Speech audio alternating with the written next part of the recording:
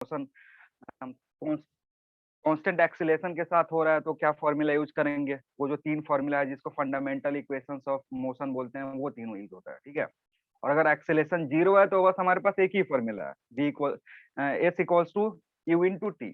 और अगर acceleration constant नहीं होता है, वेरिएबल होता है, तो उसके अकॉर्डिंग हम चेक करते हैं पहले कि एक्सीलरेशन डिपेंड किस पे कर रहा है। अगर टाइम पे डिपेंड करेगा तो v equals a equals to dv by dt use कर देंगे, और अगर एक्सीलरेशन पोजीशन पे डिपेंड करेगा तो a equals to v dv by v ds या into d dx v use कर बाई। लेंगे, ठीक है ना। तो ये सवाल देख करके समझ में आना चाहिए कि कौन सा क्वेश्चन किस पे डिपेंड कर रहा है किस फॉर्मूला के हेल्प से बनेगा, ठीक है ना। अब मैंने बताया कि जो भी तुमको 3 फॉर्मूला वो जो दिया था वो एक्चुअली है किस फॉर्म में, वेक्टर फॉर्म में। मतलब वहां से क्या निकलेगा, वेलोसिटी, डिस्प्लेसमेंट एंड एक्सीलरेशन निकलेगा, ठीक है ना। अब हमें डिस्टेंस और स्पीड निकालना है तो क्या करते हैं। अब मैंने बोला है कि 1D मोशन जब होगा तो कब तक डिस्प्लेसमेंट और डिस्टेंस बराबर होगा, जब स्ट्रेट लाइन डिस्प्लेसमेंट और में जाएगा। स्ट्रेट लाइन में जाएगा और डायरेक्शन चेंज जब तक नहीं करेगा, ठीक है ना। स्ट्रेट हाँ। लाइन पे मोशन होगा, डायरेक्शन जब तक चेंज नहीं करेगा तब तक डिस्प्लेसमेंट और डिस्टेंस बराबर होगा, स्पीड एंड वेलोसिटी बराबर होगा, ठीक है ना। तो अगर किसी सवाल में तुमसे डिस्टेंस पूछ रहा है कि find distance through out the motion, तो हमें सबसे पहले चीज पता क्या करना होगा, हमें पता करना होगा पार्टिकल कहाँ तक मोशन कर रहा है बिना डिस्टेंस चेंज किए, वहां तक कैलकुलेट कर लेंगे। फिर जिस पॉइंट पे डिस्टेंस चेंज करता है, जिस जिस पॉइंट पे डायरेक्शन चेंज करता है, उस पॉइंट पे पार्टिकल का वेलोसिटी 0 होगा या स्पीड 0 होगा, उसके बाद वो अपना डायरेक्शन चेंज करेगा।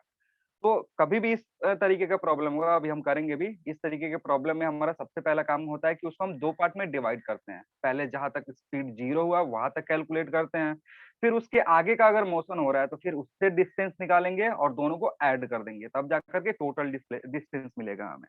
आ रही है बात समझ में। कुछ इंपॉर्टेंट फॉर्मूला और भी है जो हम यूज करेंगे 1D मोशन में, तो लिखना नोट में। 2 और इंपॉर्टेंट फॉर्मूला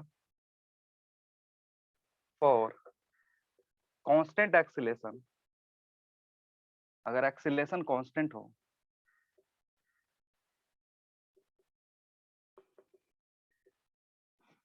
ये मैंने बताया अभी तक, जब एक्सीलरेशन कांस्टेंट होता है तो हम लिख सकते हैं v average is equal to v final plus v initial divided by 2। जब एक्सीलरेशन कांस्टेंट होगा और किसका फंक्शन होगा, वेलोसिटी टाइम का फंक्शन होगा, तो मैंने बताया था कि v average can be calculated as v final plus v initial divided by 2, याद है।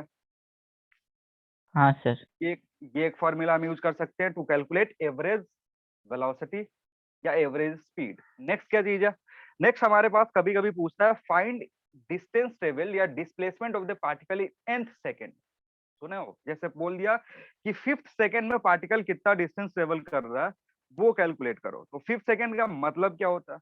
पहले तो हमें समझना है कि अगर बोल रहा है कि 5th सेकेंड में बताओ कितना पार्टिकल डिस्टेंस या डिस्प्लेसमेंट कवर कर रहा है, तो 5th सेकेंड का मतलब क्या है, कौन सा डिस्टेंस की बात कर रहा है या वो कौन सी डिस्प्लेसमेंट की बात कर रहा है, कोई आइडिया। जैसे मैंने बोला सर 5th सेकेंड में 5th सेकेंड में डिस्प्लेसमेंट निकालो, तो 5th सेकेंड का सर मतलब हुआ, हाँ बोलो बोलो। सर वो उसका मतलब वो 5th सेकंड जब से शुरू हुआ और 5th सेकंड खत्म हुआ उसके बाद में जो तो 5th सेकेंड शुरू कहा, 5th सेकेंड कहाँ से शुरू होता है और कहाँ पे खत्म फोर्थ होता है। फोर्थ के शेष फोर्थ के खत्म होने पर। इसका मतलब है 5th सेकेंड होगा distance travel between 4th and and 6 second. नहीं 4th एंड 5th, 4 से 5 के बीच में जो डिस्टेंस ट्रेवल होगा, 4 से 5 के बीच में जो भी डिस्टेंस है या डिस्प्लेसमेंट है उसको हम क्या बोलेंगे, दैट डिस्टेंस और displacement is covered in 5th second. आ रही बात समझ में। 4 से 5 के बीच में क्या होगा उसको 5th बोलेंगे, 5 to 6 के बीच में क्या बोलेंगे, इसको 6th बोलेंगे, ठीक है ना। क्योंकि 5 से आगे बढ़ गया वो और किससे पीछे है, 6 से पीछे है, इसलिए इसको 6 बोलते हैं। आ रही बात समझ में। तो जब भी 5th 6th 7th बोले तो उसके लिए भी हमें एक फॉर्मूला होता है वो यूज करेंगे, तो लिखना डिस्टेंस और डिस्प्लेसमेंट, डिस्टेंस और डिस्प्लेसमेंट, इसको 1 कर सकते हो, इसको 2 कर लो। डिस्टेंस और displacement in nth second, nth second, nth second का मतलब क्या है आप समझेंगे। nth सेकेंड जो भी है एस nth, इसका मतलब है s n minus s n minus one.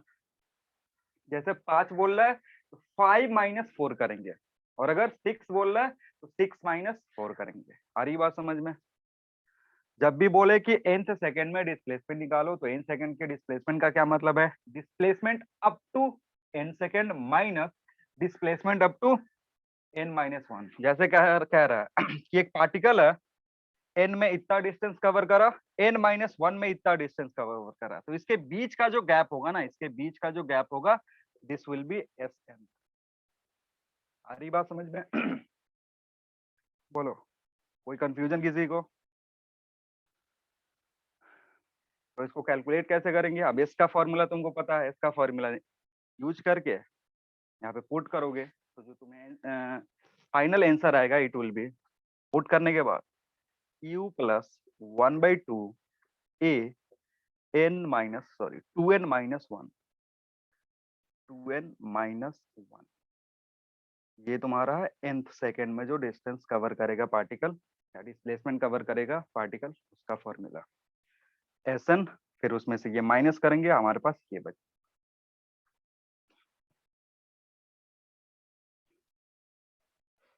ठीक है।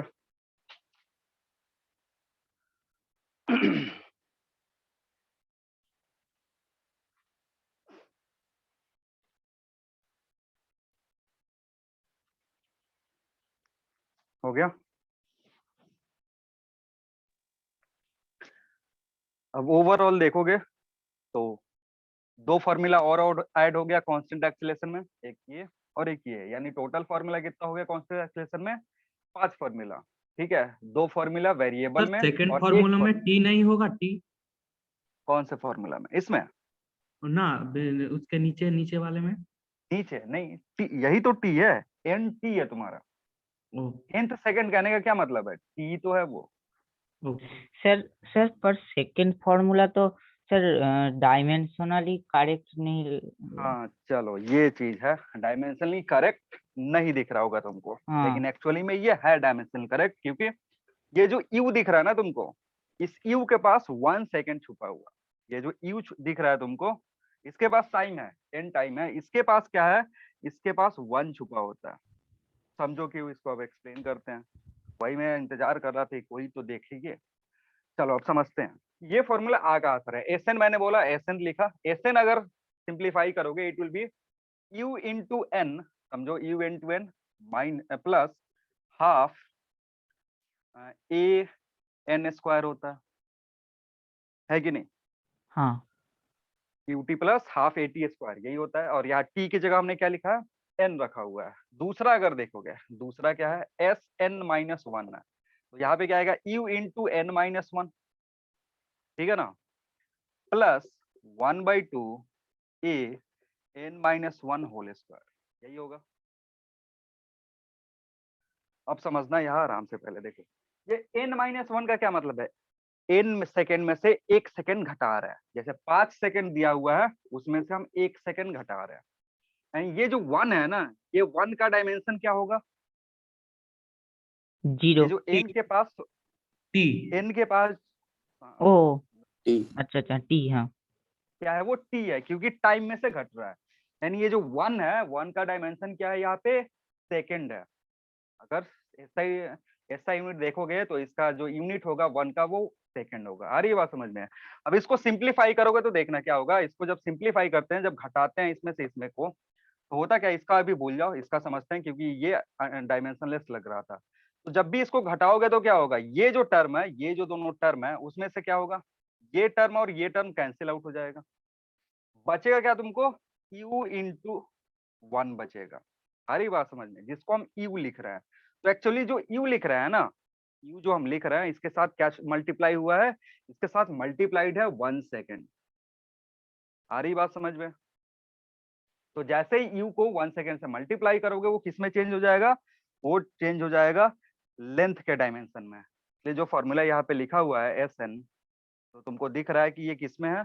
1, ये u प्लस हाफ an-1 जो ऐसे तुमको दिख रहा है, एक्चुअली इसके साथ क्या छुपा हुआ है, इसके साथ 1 सेकेंड मल्टीप्लाइड छुपा हुआ है, इधर से छुपा हुआ है। आ रही बात समझ में? दूर हुआ कंफ्यूजन या फिर से एक्सप्लेन करे? नहीं बोलो सर, जल्दी। ठीक है, ठीक है, ठीक है ना? हाँ ठीक है। हाँ, वही 1 छुपा होता है जो लिखा नहीं हुआ है। अब इसका मतलब ये नहीं कि फॉर्मूला डायमेंशनली करेक्ट है। इधर भी 1 सेकेंड छुपा हुआ है, इधर भी देखो 1 है, this 1 is also in time, तो इधर भी 1 सेकेंड है, तो इधर मल्टीप्लाई कर दोगे, इधर मल्टीप्लाई कर दोगे, इसका डायमेंशन डिस्टेंस या डिस्प्लेसमेंट के डायमेंशन में आ जाएगा। ये फॉर्मूला जो है डायमेंशनली करेक्ट है, ऐसा नहीं है कि dimensionally incorrect.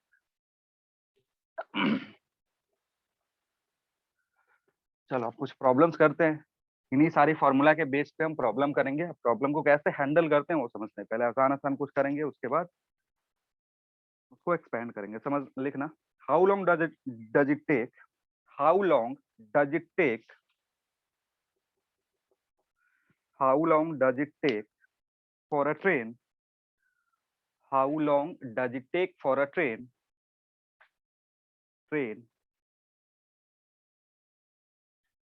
to increase its velocity, to increase its velocity, sir एक बार फिर से बोलोगे?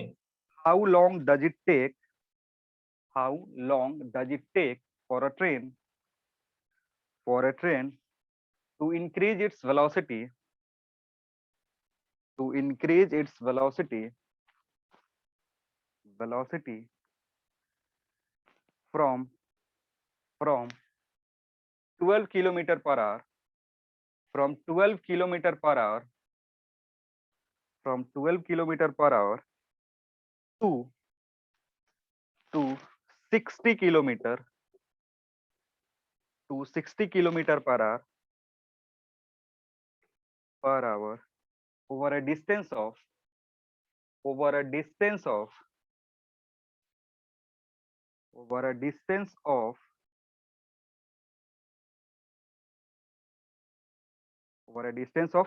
600 meter, over a distance of 600 meter with constant acceleration, with constant acceleration, with constant acceleration, full stop. Also find what is acceleration, also find what is acceleration of the train, also find what is acceleration of the train.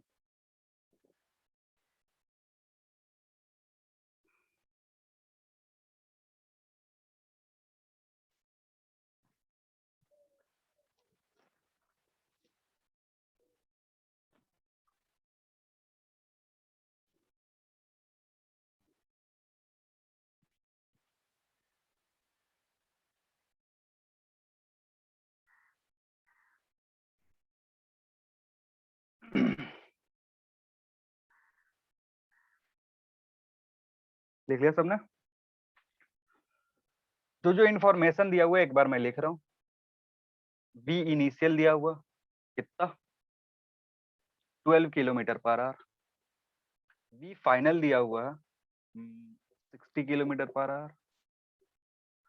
और जो तुम्हारा distance है वो दिया हुआ S is given S, कितना दिया था, 600 मीटर।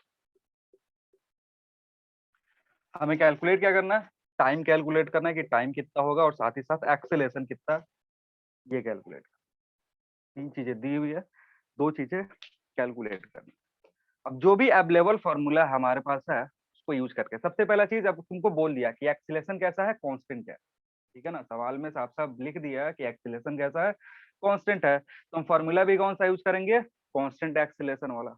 अब वो सारे जो कांस्टेंट एक्सेलेरेशन का फॉर्मूला लिखा हुआ है उसको देख के पता करो कि क्या हम यहाँ से कैलकुलेट कर सकते। ठीक है, बताए या फिर ट्राई करोगे? सर टाइम 60 सेकंड होगा। Time 60 sir second. टाइम होगा sir 10 minute. 10 minute acceleration 2/9 metre per second और 2/9 एक्सेलरेशन 2/9। मीटर पर एक्सेलरेशन 2/9 पर metre per second square. 2/9 metre पर सेकेंड स्क्वायर। और किसी का कुछ?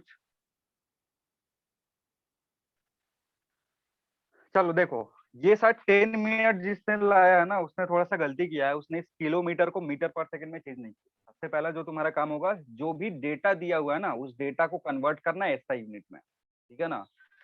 तो इसको कन्वर्ट करना होगा हमें एसआई यूनिट में, मतलब मीटर पर सेकंड में कन्वर्ट करना होगा। तो मीटर पर सेकंड में कन्वर्ट करोगे क्या होगा, 12 इंटू 1000 डिवाइडेड बाई 3600, या फिर शॉर्ट फॉर्म में हम इसको मल्टीप्लाई करते हैं 5/18 से।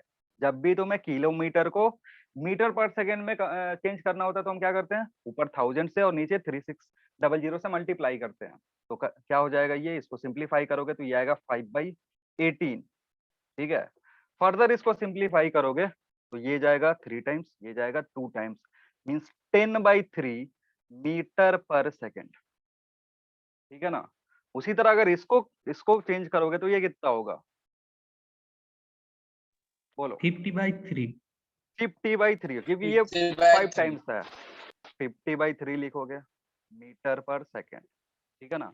अब जो भी तुम्हारा आगे का प्रोसेस होगा वो करोगे। फॉर्मूला यूज कब करोगे, ये कन्वर्जन के बाद, नहीं तो ऐसे ही डायरेक्टली पुट कर दोगे तो गलत हो जाएगा, ठीक है ना। सबसे पहला हमारा काम होगा, जो डेटा दिया हुआ है क्या वो एसआई यूनिट में दिया हुआ है, क्योंकि ऑप्शन देखेंगे, ऑप्शन अगर सिस्टम ऑफ इंटरनेशनल यूनिट में दिया हुआ है तो जो भी डेटा होगा हमारा उसको कन्वर्ट करना होगा किसमें, सिस्टम ऑफ इंटरनेशनल यूनिट्स में। अब हमारा काम था क्या, कैलकुलेट करना टाइम, कितना टाइम में ये सारे प्रोसेस होंगे। तो मैंने एक प्रीवियस क्लास में एक फॉर्मूला बताया था छोटा सा, कि एस हम कैलकुलेट करते हैं वी एवरेज इंटू टी से कर सकते हैं। क्या होता है डिस्टेंस, डिस्टेंस होता है average velocity into time. Formula क्या था, v average is equal to s into t. अब एवरेज निकाल सकते हो कि एवरेज स्पीड कितना है या एवरेज वेलोसिटी कितना है, दिया हुआ है इधर, एस दिया हुआ है। कितना होगा, 10/3 plus 50/3 divided by 2 into T. Simplify करोगे कितना आएगा, सिंप्लीफाई करने के बाद t इक्वल टू 60 सेकेंड। बहुत सर सारे लोग हैं जिनको, हाँ बोलो। सर बट आपने तो ये फॉर्मूला व्हेन एक्सेलरेशन इज 0 बोला था ना। ऐसा बोला था क्या, यहाँ देखो, क्वेश्चन बोला था। हाँ सर, आप तो बोला था एक्सप्रेशन इक्वल टू 0 होगा तो इस फॉर्मूला याद करना पड़ेगा। वो बोले थे s is equal to u into t. इसमें और इस दोनों फॉर्मूला में बहुत ज्यादा अंतर है। जब एक्सीलरेशन जीरो होगा तो हम ये फॉर्मूला यूज करते हैं, क्योंकि स्पीड हमेशा कांस्टेंट रहता है। एक्सीलरेशन जब जीरो होता है तो स्पीड हमेशा कांस्टेंट रहता है, तो इसलिए एक ही स्पीड है उससे मल्टीप्लाई करते हैं। लेकिन अगर एक्सीलरेशन कांस्टेंट है, ठीक है ना, जैसे कोई value 5 metre per second square, 2 metre per second square, उस केस में हम क्या कर सकते हैं, उस केस में हमारा जो एवरेज वेलोसिटी है that can be written as final plus initial by 2। वो जो आप नोट में लिखाया, ठीक है ना, नोट में लिखा है ना कि एवरेज स्पीड किसके बराबर होगा, initial speed plus final speed divided by 2। और हमें डिस्टेंस का डेफिनेशन क्या होता है, डिस्टेंस का डेफिनेशन होता है, या एवरेज वेलोसिटी एवरेज स्पीड का डेफिनेशन क्या होता है, it is total distance divided by total time. तो टोटल डिस्टेंस कितना है, ये है तुम्हारे पास, ठीक है। टोटल टाइम कैलकुलेट करना है कब, जब तुम्हें ये दोनों वेलोसिटी दिया हुआ है, तो इसके हेल्प से तुम एवरेज वेलोसिटी कैलकुलेट कर सकते हो। हाँ एकदम। एवरेज वेलोसिटी कैलकुलेट करो, टाइम से मल्टीप्लाई करते तो वो क्या देता, डिस्टेंस देता, ठीक है। तो डिस्टेंस 600, एवरेज वेलोसिटी तुम यहाँ से निकाल लोगे, टाइम पता चल गया, टाइम कितना है 60 सेकेंड है, ठीक है। इसको तुम जो 3 फॉर्मूला जो है ना, जिसको फंडामेंटल फॉर्मूला ऑफ मोशन बोलते हैं, उसके हेल्प से भी कैलकुलेट कर सकते हो, लेकिन उसके लिए 2 फॉर्मूला तुमको यूज करना पड़ेगा। अगर उसके हेल्प से करना चाहते हो तो कितना फॉर्मूला यूज करना पड़ेगा, 2। वहां से 2 इक्वेशन आएगा, उस इक्वेशन में 2 अननोन होगा, उन दोनों को सॉल्व करोगे तब जाकर के आंसर आएगा। आ रही बात समझ में, वो तरीका भी बताएंगे कि उसमें कैसे करना है। लेकिन ये जो है ये एक लाइन में बन जाएगा, एक फॉर्मूला यूज करना है। तो ये फॉर्मूला तुम्हारे लिए इंपॉर्टेंट है। और इसको कब यूज करते हैं, इसको आप यूज कर सकते हो व्हेन एक्सेलरेशन इज कांस्टेंट। जैसे ही एक्सेलरेशन कांस्टेंट हुआ, हमारे पास एवरेज वेलोसिटी निकालने का तरीका है। एवरेज वेलोसिटी क्या होगा बताएं हम, उससे यूज करोगे सीधे टाइम आ जाएगा, ठीक है। और जैसे ही टाइम आ गया, अब तो एक्सीलरेशन निकालना बहुत ही सिंपल है, क्योंकि एक्सीलरेशन डेफिनेशन से क्या होता है, it is change in velocity divided by total time. So अगर एक्सीलरेशन निकालोगे, it is vf minus vi divided by time. So vf कितना, vf था तुम्हारा 50/3 minus 10/3 divided by total time कितना निकाला तुमने, 60 निकाला हुआ। तो इसको सिंप्लीफाई करोगे 40/3 इंटू 60, सिंप्लीफाई करोगे 2/9 मीटर पर सेकेंड स्क्वायर, ठीक है। बोलो किसी को कोई कंफ्यूजन? अब चलो मान लो तुम्हारे दिमाग में ये नहीं आ रहा, s is equal to v average into t नहीं आ रहा है, क्योंकि most of the cases constant acceleration में बच्चे ये भूल जाते हैं कि हम ये फॉर्मूला यूज कर सकते हैं। अगर ये नहीं आ रहा है तो तीन जो फंडामेंटल फॉर्मूला है, क्या उससे ये कैलकुलेट करोगे? आराम से हो सकता है। फॉर्मूला क्या है हमारे पास है, v is equal to square is u equal plus, उससे तो पहला होगा। फॉर्मूला ये है, पहला फॉर्मूला ये है। अब इसमें क्या कर सकते हो, v तुमको दिया हुआ है 50/3 10/3, ये दोनों अननोन है, ना तो a दिया हुआ है ना तो t दिया हुआ है। ये तुम्हारा इक्वेशन नंबर 1। नेक्स्ट चीज हमें क्या दिया हुआ है, नेक्स्ट चीज हमें दिया हुआ है s कैसे निकाल सकते हो, s equals to ut plus half at square. इसके हेल्प से तुम क्या कैलकुलेट कर सकते हो, इसके हेल्प से अब तुम s दिया हुआ है 60 पुट कर दो, सॉरी 600 दिया हुआ, u दिया हुआ है 10/3, टाइम तुम्हें पता नहीं है, और यहाँ पे क्या लिखोगे प्लस हाफ at स्क्वायर। अब ये दो इक्वेशन है, अननोन कितने हैं तुम्हारे पास, दो दो। इक्वेशन, दो अननोन, सॉल्व हो जाएगा आराम से, ठीक है ना। क्योंकि ये एक इक्वेशन है तुम्हारे पास जहाँ ए और टी नहीं पता है, ये भी जो इक्वेशन है यहाँ पे तुम्हें ए और टी नहीं पता है, तो तुम्हें करना क्या है, किसी में से ए टी उठा करके इसमें पुट कर दो। जैसे यहाँ से ए टी कैलकुलेट करोगे तो a t will come as how much, a t अगर कोई कैलकुलेट 40/3 तो ए टी विल बी 40/3। जैसे ही यहाँ पे उठा करके पुट करोगे, 40/3 पुट करते ही तुम्हें सबसे पहले क्या मिलेगा, टाइम मिल जाएगा। यहाँ से देखो 10/3 पुट करा into T plus half A T की जगह ये पुट करा, तो ये हो जाएगा 40/3, एक टी बच जाएगा। पुट करा तो तुमने क्या बचा, एक टी बच गया। तब देखो टी और टी कॉमन करके बाहर कर सकते हो, जैसे ही बाहर करोगे फिर सिंप्लीफाई करने के बाद टाइम आ जाएगा। तो अगर जो फॉर्मूला है s equals to v average into t वो नहीं कर पा रहे हो, नहीं दिमाग में आ रहा है, तो हम इसको जो हमारा बेसिक मेथड है उससे भी सॉल्व कर सकते हैं, लेकिन ये टाइम टेकिंग होगा। दो इक्वेशन सॉल्व करना है, दो इक्वेशन सॉल्व करने में टाइम तो तुमको लगेगा ही। क्लियर है? आ रही बात समझ में, या किसी को कंफ्यूजन है कुछ? बोलो, कंफ्यूजन हो तो अभी बोलो, नहीं तो फिर आगे बढ़ते हैं। मतलब सर एक्सेलरेशन जब भी कांस्टेंट दे दे तभी अगर डिस्टेंस पूछे तो डिस्टेंस वो भी एवरेज इनटू टाइम कर देंगे तो निकल जाएगा। हाँ, एक्सीलरेशन देखो समझो, पहले हमारे पास दो फॉर्मूला था, जो तुमको कंफ्यूजन हो रहा था उसके बारे में एक्सप्लेन कर दो। मैंने बोला अगर a 0 है, ठीक है, क्या हाँ। बोला, a 0 है तो s इज इक्वल टू क्या होगा, u इंटू टी, ये होगा। जहाँ हाँ। u क्या है, इट इज स्पीड या वेलोसिटी, कुछ भी हो सकता है, स्पीड या वेलोसिटी कुछ भी, इंस्टेंटेनियस या एवरेज कुछ भी। क्योंकि ये स्पीड जो है, अगर एक्सीलरेशन 0 है तो स्पीड जो होगा थ्रू आउट कॉन्स्टेंट होगा। हाँ सर।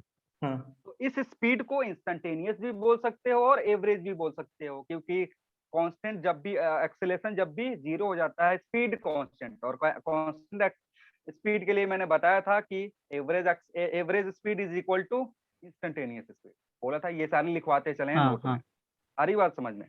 अब समझते हैं दूसरे वाला case, when acceleration is constant.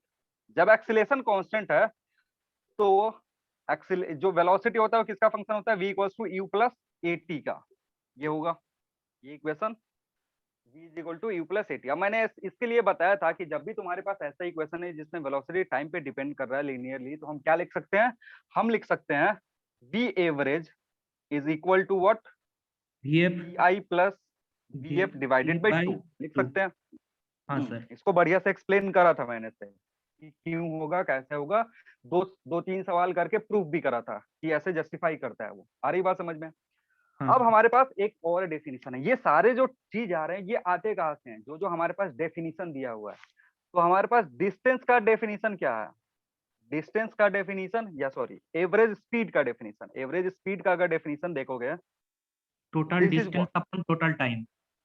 Total distance और टोटल टाइम, या फिर स्पीड की जगह तुम वेलोसिटी करते हैं यहाँ एवरेज वेलोसिटी, तो इसका मतलब क्या होता है? Displacement upon total time. अरे बात हाँ समझ में? सर। हाँ अब वी एवरेज को इससे रिप्लेस कर सकते हो। जो भी एवरेज स्पीड है या एवरेज वेलोसिटी है, इससे रिप्लेस कर सकते हो कि नहीं कर सकते हो? आराम से कर हाँ सकते हैं, क्योंकि ये हाँ जस्टिफाई कर रहा है।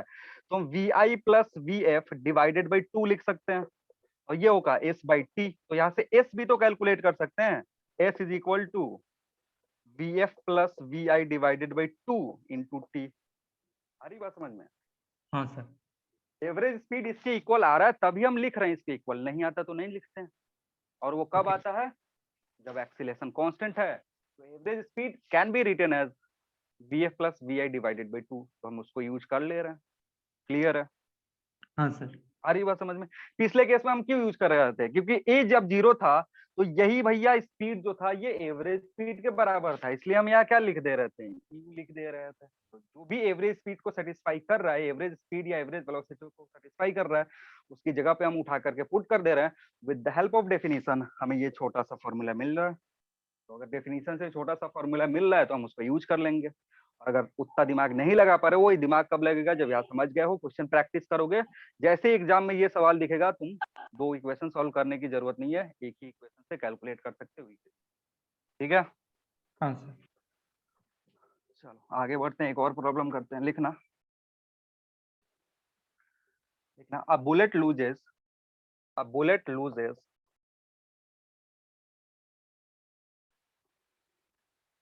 1/28 of its speed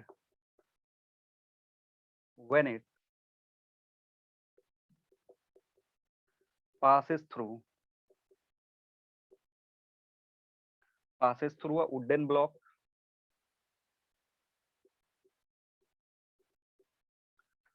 Bullet loses 1/28 of its speed when passes through a wooden block.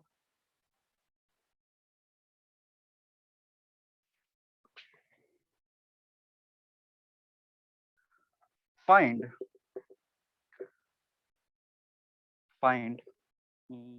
total number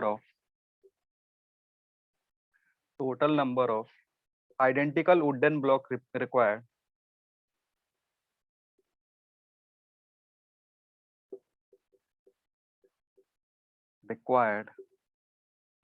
so that bullet does not come out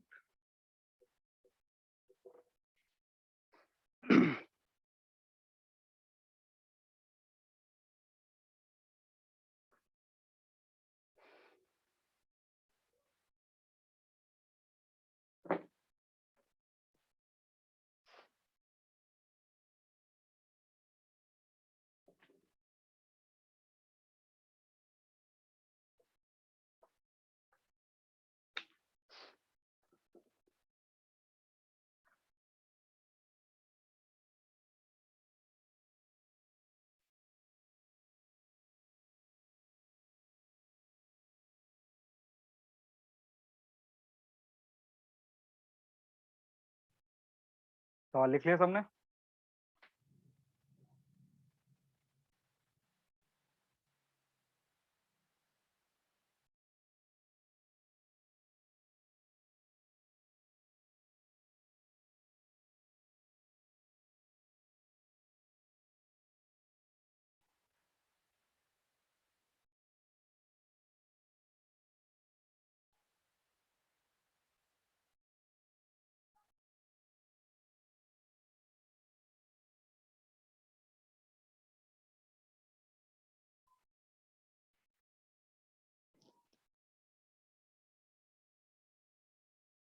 सवाल समझ गए हो?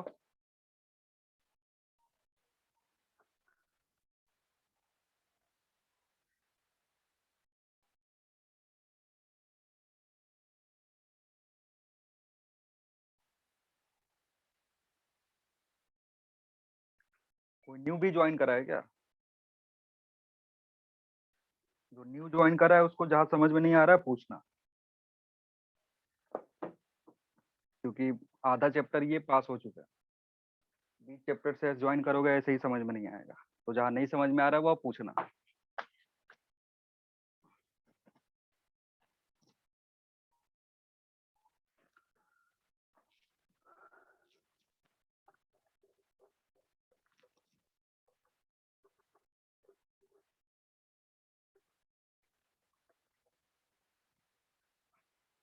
चलो सॉल्व करते हैं इसको। किसी ने करा?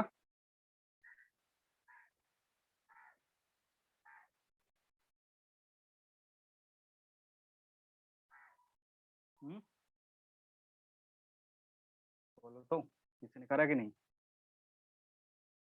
से कर रहे हैं। पास करो।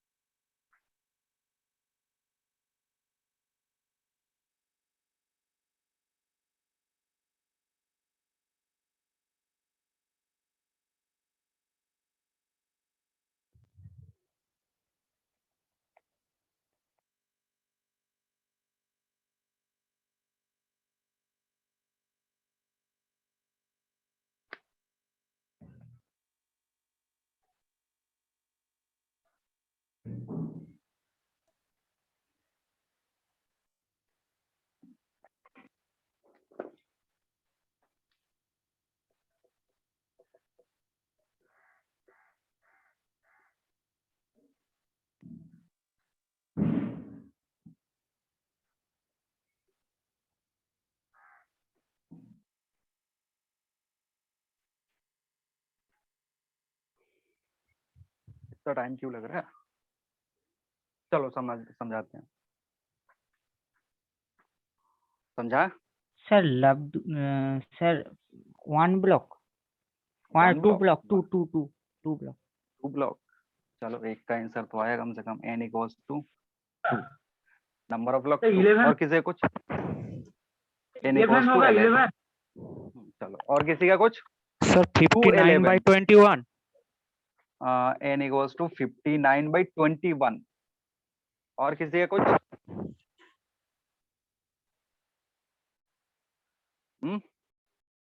और किसी कुछ है? नहीं है? चलो समझते हैं। कह रहा है कि एक वुडन ब्लॉक है, मान लो इसका थिकनेस t है। जब इधर से एक बुलेट पास कर रहे हैं ना, तो बुलेट का स्पीड कितने से घट जा रहा है? 128 से घट जा रहा है। Loses 128 of its speed. मतलब अगर u स्पीड से जाएगा, जा रहा था कितने से? u से, तो यहाँ जब बाहर निकलेगा तो कितना से बाहर निकलेगा?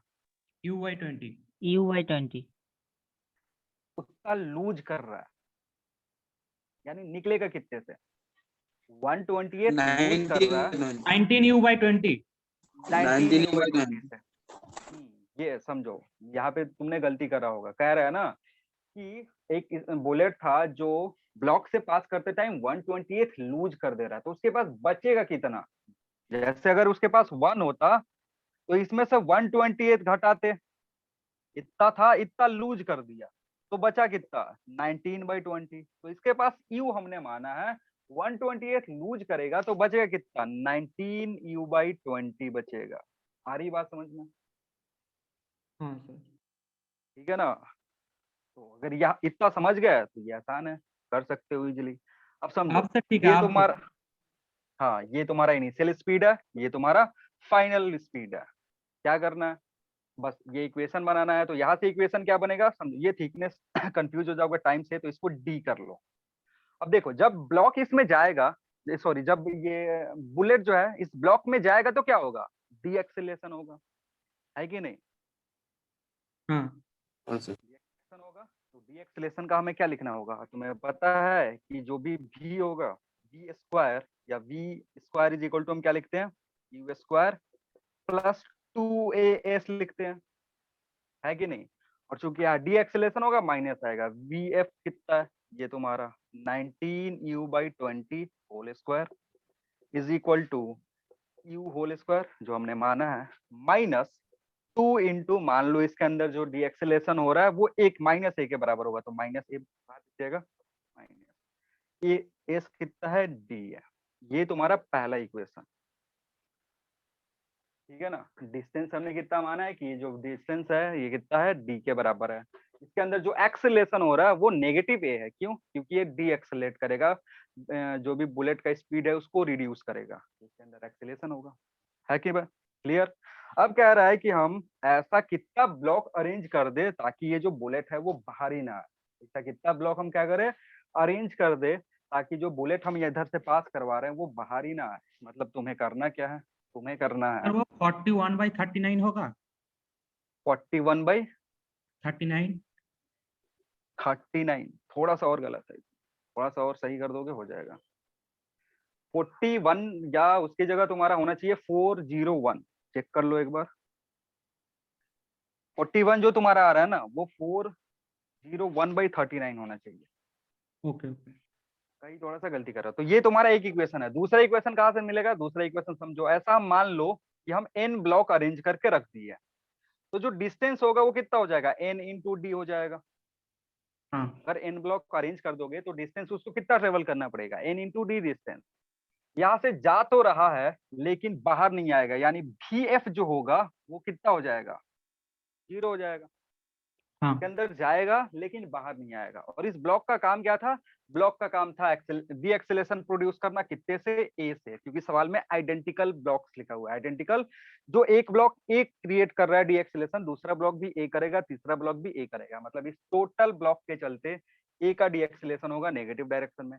तो अगर इधर से लिखोगे तो it can be written as 0 square is equal to u square minus 2a n d. ये तुम्हारा दूसरा इक्वेशन, जीरो क्यों लिख रहा है, speed zero, initial u square है, माइनस 2a एन डी क्यों आ रहा है इस बार, जो डिस्टेंस ट्रेवल करेगा वो क्या होगा, n into D, time up n, D.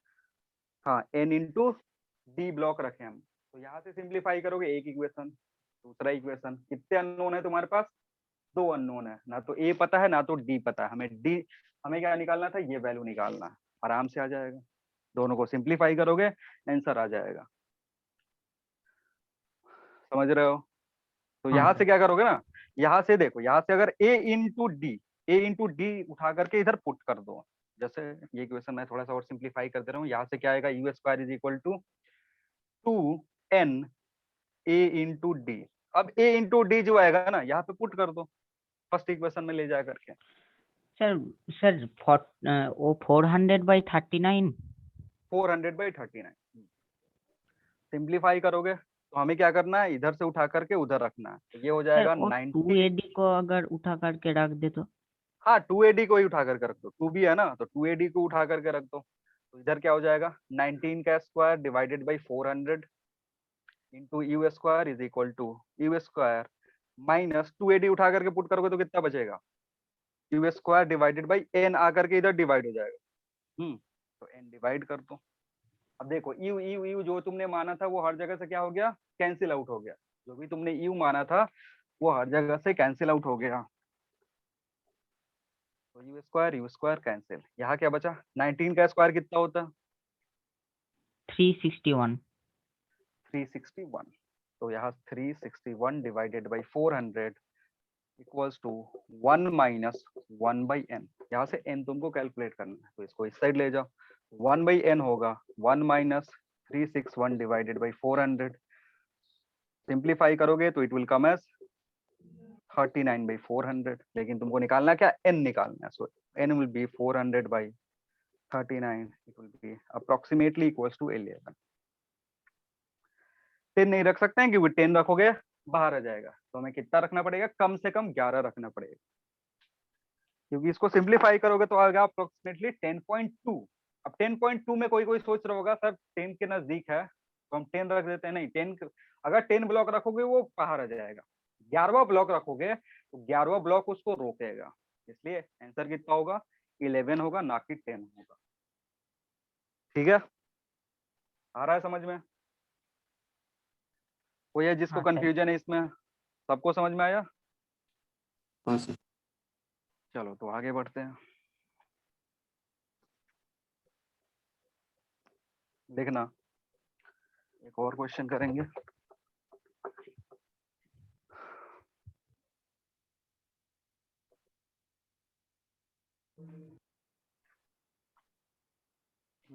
कहाँ गया? हाँ लिखो। A particle moving with a particle moving with a speed of 5 meter per second. A particle moving with a speed of 5 meter per second starts to decelerate. A particle moving with a speed of 5 meter per second starts to decelerate. Starts to decelerate. Starts to decelerate. Decelerate at a constant rate of. Starts to decelerate at a constant rate of. At a constant rate of 2 meter per second square. At a constant rate of 2 meter per second square. At a constant rate of 2 meter per second square. Then determine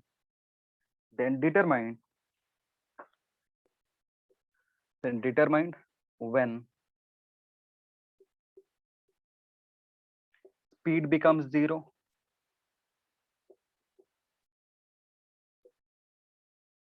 पहले क्या पता करना है कि speed कब 0 होगा। Simple सा determine, sorry ऊपर लिख देना determine time when speed become 0। Time मैंने मिस कर दिया। Determine time when speed become 0। Again when displacement become 0।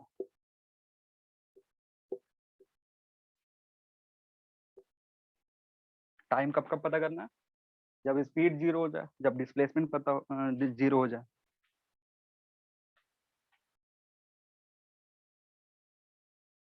Number 3 ये इंपॉर्टेंट है। Find distance covered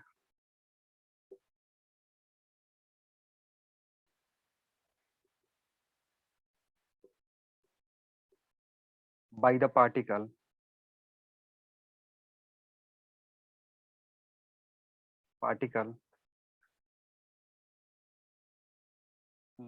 when displacement is 0।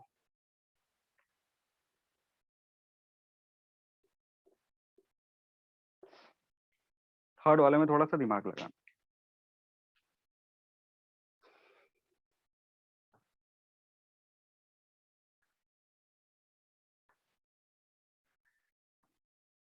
Find distance covered by the particle when displacement is 0।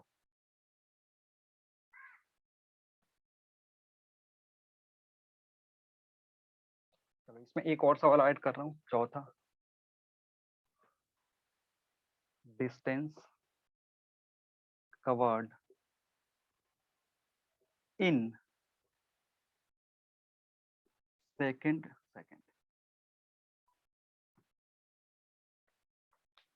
ये 4 सवाल है। 2 information तुमको दिया हुआ।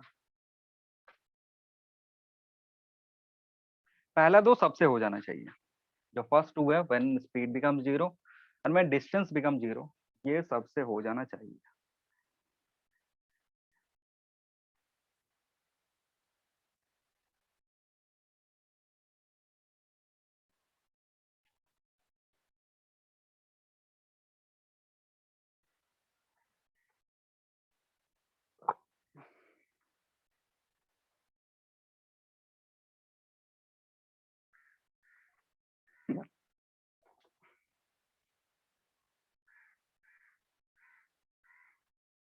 लिख लियो सब, हटाएंगे इसको।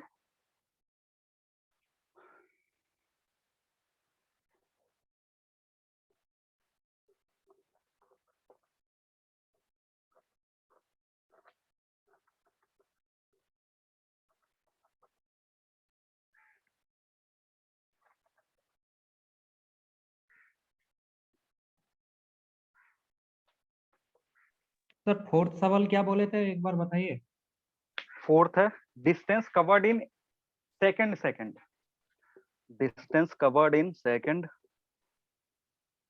सेकेंड, जैसे nth सेकंड वाला था ना, फर्स्ट हाँ, हाँ। Second, second second, third second, उसमें से एक प्रॉब्लम है जो क्या कह रहा है, सेकंड सेकंड में तुमको डिस्टेंस निकालना।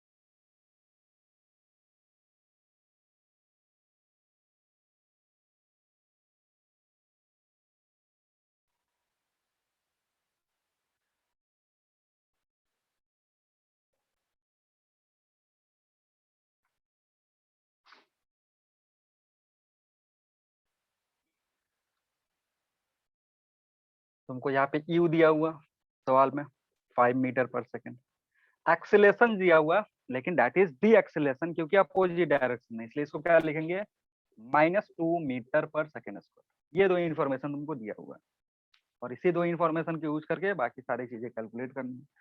जो पहला है वो तो सिंपल है, तुम्हें पता है v इक्वल्स टू क्या होता है, q प्लस 80, v 0 करना, q 5 दिया हुआ -2 इंटू टी, यहाँ से क्या आएगा, t इक्वल्स टू 2.5 सेकेंड, ये सबका आना चाहिए। ये 2.5 सेकेंड में तुम्हारा स्पीड जो है वो 0 हो जाएगा, क्यों, क्योंकि डी एक्सेलेरेशन हो रहा है।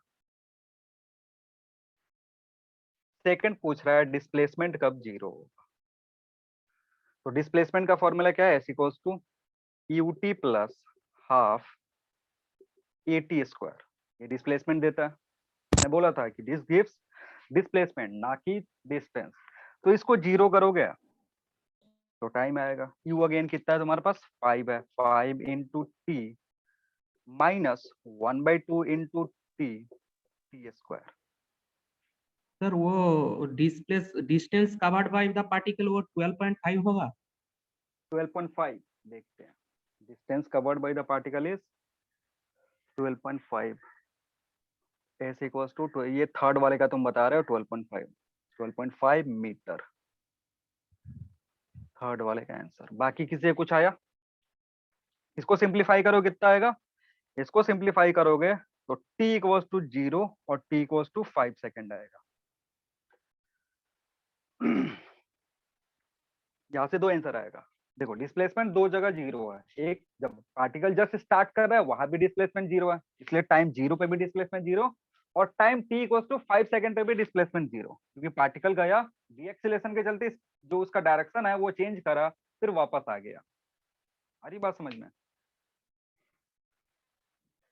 जैसे पार्टिकल का मोशन कहाँ हो रहा था, एक स्ट्रेट लाइन पे हो रहा था, स्ट्रेट लाइन पे सर हो रहा है। 0 और 5 तो मतलब क्या है, मेरे तो 5 आया। 5 तुम्हारा इसलिए आया क्योंकि तुमने ऐसा लिखा, ये कितना आ रहा है, 5t माइनस टी स्क्वायर आ रहा है, यही आ रहा है ना तुम्हारा। हाँ सर। तो इसको जब सिंप्लीफाई कर रहे हो ना तो तुम टी को कैंसिल आउट कर रहे हो, एक्चुअली में होता क्या है, जैसे इसको लिखोगे तो 5 minus t into t equals to 0, oh sir, हाँ हाँ, सिंप्लीफाई करोगे होगा ना, तो ठीक है टी सर, 0 भी हो सकता है, ये भी टर्म 0 हो सकता है, वो ठीक तुम है। काट दिए हो ना, कैंसिल आउट कर दिए इसलिए तुमको लग रहा है। एक बार फिजिकली ना। हाँ चलो, अब इसका मतलब थोड़ा समझने का है, पार्टिकल था 5 मीटर पर सेकंड से चल रहा था, इसको एक्सेलेरेशन स्टार्ट हो गया अपोजिट डायरेक्शन में 2 मीटर पर सेकंड से जाएगा कुछ दूरी तक, उसके बाद अपना डायरेक्शन चेंज करेगा, और डायरेक्शन कब चेंज कर रहा है वही हमें कैलकुलेट करना था, वो चेंज करेगा t इक्वल्स टू 2.5 पे, क्योंकि यहाँ पे स्पीड 0 होगा, उसके बाद अपना डायरेक्शन चेंज करेगा। कभी भी डायरेक्शन स्ट्रेट लाइन पे चेंज करने के लिए हमको स्पीड को 0 करना पड़ेगा। स्ट्रेट लाइन पे जब मोशन होगा तुमको राइट से लेफ्ट की तरफ अगर जाना है तो क्या करना पड़ेगा, स्पीड 0, मतलब ऐसा बस चल रहा है, बस चल रहा है, अगर इस डायरेक्शन उसको चेंज करना है क्या करेगा, बैक करने के लिए पहले 0 होता है स्पीड, फिर पीछे की तरफ आता है, ठीक है ना, तो यही समझना। अब देखो फिर पार्टिकल जाएगा यहाँ से चल करके वापस आ जाएगा, तो 2.5 टाइम्स इधर गया 2.5 सेकंड में, फिर 2.5 सेकंड में यहाँ आ गया, उसका उस ड्यूरेशन में जो डिस्प्लेसमेंट होगा क्या होगा, 0 होगा। तो थर्ड वाला जो था ना, सॉरी सेकंड वाले के लिए तुम डायरेक्ट भी कर सकते थे, पिछले वाले केस का 2 टाइम्स कर देते आंसर आ जाता, ठीक है ना। पिछले वाले केस में जितना देर में यहाँ पे गया उतना ही देर में वापस आ जाएगा, क्योंकि एक्सेलरेशन कांस्टेंट है, तो इधर वापस आ जाएगा, वहां पे डिस्प्लेसमेंट 0 हो गया। इंपॉर्टेंट क्या है, इंपॉर्टेंट है थर्ड वाला, समझना। थर्ड वाले केस में क्या हो रहा है, थर्ड वाले केस में हमें कैलकुलेट क्या करना है, हमें कैलकुलेट करना है डिस्टेंस, ठीक है ना। और डिस्टेंस जब कैलकुलेट करोगे तो ये जो फॉर्मूला है s equals to ut plus half at square, अगर इसमें डायरेक्ट तुमने टी पुट करा तो ये 0 देगा, क्योंकि ये एक्चुअली में देता क्या है तुमको, ये तुमको देता है डिस्प्लेसमेंट। डिस्प्लेसमेंट। तो यहाँ से हम डिस्टेंस कैसे निकालेंगे, डिस्टेंस निकालने के लिए जो भी मोशन हो रहा है इसको दो पार्ट में डिवाइड कर देंगे। पार्टिकल ए से बी गया और बी से ए आया, और बी से फिर वापस आ गया ए पे। तो हम एक काम करते हैं, हम क्यों ना ए से बी जो डिस्टेंस है या जो डिस्प्लेसमेंट है वो कैलकुलेट कर लें और उसमें 2 से मल्टीप्लाई कर दें। आ रही बात हाँ, समझ में। हाँ। जब भी ऐसा मोशन होगा जहां पे स्पीड 0 होगा ना, वहां से हम एक नया पोर्शन शुरू कर देंगे। तो ये जो भी मोशन हो रहा है इसको हम दो पार्ट में डिवाइड करेंगे, एक पार्ट ये और दूसरा पार्ट ये पार्ट और ये पार्ट। अब इन दोनों पार्ट में जो भी डिस्टेंस आएगा उसको ऐड करोगे। अब इस पार्ट के लिए तुम s equals to ut plus half at square formula use कर सकते हो, और इस पार्ट में s is equal to ut plus half at square use कर सकते हो, और इसका जो भी मैग्नीट्यूड आएगा उसको ऐड कर देंगे। ऐड करोगे, अगर यहाँ से मैग्नीट्यूड ऐड नहीं करा ना, सीधे वैल्यू उठा करके ऐड कर दिया तो ये नेगेटिव हो जाएगा, नेगेटिव फिर ऐड करोगे 0 कर देगा। तो तुम्हें करना क्या है कि यहाँ से जो मैग्नीट्यूड है, यहाँ से मैग्नीट्यूड है, दोनों को ऐड कर दो। लेकिन यहाँ पे अगर ध्यान से देखोगे तो ये डिस्टेंस और वापस का डिस्टेंस सेम है, तो किसी एक को निकालो तो उसे मल्टीप्लाई कर दो। आ रही बात समझ में, नहीं आया? तो हाँ सर, तीसरा आ रही है। इंपॉर्टेंट इसलिए है क्योंकि बीच में एक जगह वेलोसिटी 0 हो रहा है, स्पीड 0 हो रहा है, इसलिए हमें जो भी मोशन है उसको दो पार्ट में डिवाइड करना होगा। One before velocity become 0, another after velocity become 0। तो अगर सर यहाँ निकालोगे, पे एस u1 प्लस u2/2 करके निकाल सकता है, हाँ और वही v वही, फाइनल पे। हाँ तो एस अगर निकालोगे कहाँ से, ए बी के बीच में मैं निकाल रहा हूँ, ए और बी के बीच में अगर एस निकालोगे तो ये एस जो है यहाँ डिस्प्लेसमेंट और डिस्टेंस बराबर होगा। क्यों? क्योंकि डायरेक्शन चेंज नहीं हो रहा है ए से बी तक जाने में, और मोशन का जो डायरेक्शन है वो सेम है, और स्ट्रेट लाइन पे मोशन हो रहा है, तो इसलिए डिस्टेंस और डिस्प्लेसमेंट बराबर। तो एक्चुअली ये डिस्टेंस देगा किसके बीच में, ए और बी के बीच में। पुट कर दो 5 इंटू टी, टाइम कितना है, बी तक पहुंचने में 2.5 कितना टाइम ले रहा है, 2.5 टाइम ले रहा है, 2.5 माइनस 1/2 इंटू एक्सेलेरेशन कितना है 2। माइनस क्यों आ रहा है, समझ में आ रहा है ना, क्योंकि हाँ। एक्सेलेरेशन अपोजिट डायरेक्शन में, इंटू 2.5 स्क्वायर। इसको सिंप्लीफाई करोगे तो ये 5 इंटू 2.2 सॉरी 2.5 माइनस 2.5 इंटू 2.5 है, ठीक है। अब इसमें से कॉमन करोगे 2.5 इंटू 2.5, तो यहाँ आएगा 2.5 इंटू 2.5, ये तुम्हारा आंसर बचेगा 6.25 6.25 6.25 मीटर। ये कौन सा डिस्टेंस है, ए बी के बीच का जो डिस्टेंस है वो। तो फिर ए से बी गया, बी से वापस ए आया, तो इसमें क्या करेंगे, 2 से मल्टीप्लाई कर देंगे, ये आंसर आ जाएगा जो उसने बताया था। आ रही बात समझ में। तो डिस्टेंस अगर कैलकुलेट करना है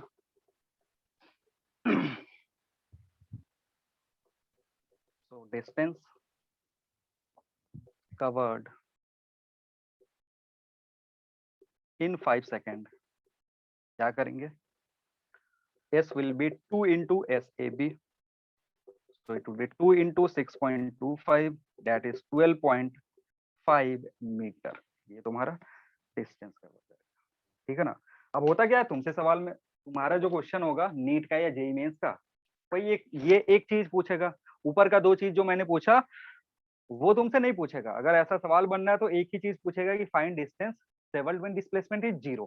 तो तुम्हें को सबसे पहले सोचना क्या है कि अगर डिस्प्लेसमेंट 0 होगा तो कहीं ना कहीं पार्टिकल का स्पीड 0 हो रहा होगा, उसके बाद वो राउंड अप मोशन करके आ रहा है दूसरी जगह पे, ठीक है ना। जहाँ से स्टार्ट करा वहीं पे आएगा, तभी जाकर डिस्प्लेसमेंट क्या होगा, 0 होगा। यानी कहीं ना कहीं पार्टिकल अपना डायरेक्शन चेंज कर रहा है, जहाँ पे डायरेक्शन चेंज करेगा वो टाइम पहले निकालेंगे, और चूंकि मोशन स्ट्रेट लाइन पे हो रहा है तो हम उसमें क्या करेंगे, वो गैप निकालने के बाद 2 से मल्टीप्लाई कर देंगे। क्लियर है, इसे कोई कंफ्यूजन? नहीं सर। आगे बढ़े, लास्ट वाला तो इजी है। लास्ट वाले में क्या है तुम्हारा, 2 मीटर आएगा। लास्ट वाला 2 मीटर आ रहा है। हाँ सर 2 मीटर ही आ रहा है।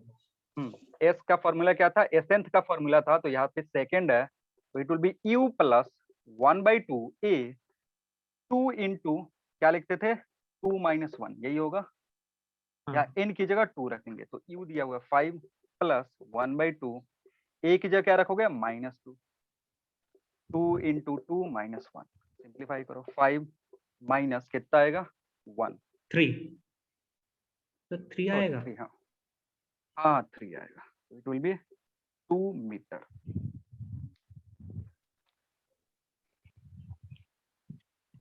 ठीक है, हाँ सर। अब एक जगह पे और थोड़ा तुमको दिक्कत हो सकता है, वो सवाल अभी मैं दे रहा हूं, उसी का 5th पोर्शन है ये। Find distance covered bye particle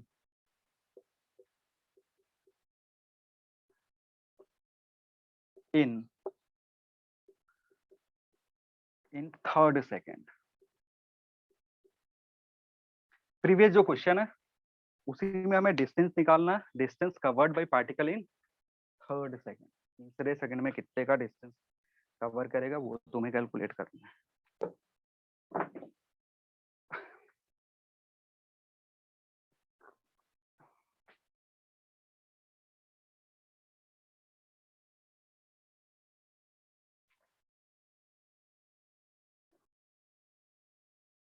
zero sir. 0 आ रहा है, क्या डिस्टेंस 0 हो सकता है? सर डिस्टेंस कभी 0 होता है क्या? वही तो मैं पूछ रहा हूँ कि क्या डिस्टेंस 0 हो सकता है? फॉर्मूला यूज करे हो और वहां से 0 आ गया, आ रहा है ना? जी सर। यानी कुछ तो लोचा है जो तुम समझ नहीं पा रहे हो, कुछ तो हो रहा है ना, क्योंकि नोट में अगर साफ साफ लिखा हुआ कि डिस्टेंस कैन नेवर बी 0, तो वो हमेशा एप्लीकेबल होना पड़ेगा। अगर पार्टिकल मूव कर रहा है तो कभी भी डिस्टेंस 0 नहीं होता है, भले वो 1 सेकंड में, 2 सेकंड में, 3 सेकंड में, किसी भी सेकंड में देखो डिस्टेंस कभी 0 नहीं होगा, डिस्टेंस का कुछ ना कुछ वैल्यू आएगा। लेकिन अगर तुम कैलकुलेट कर रहे हो इस केस में तो तुम्हारा आंसर 0 आ रहा होगा, आ रहा है कि नहीं?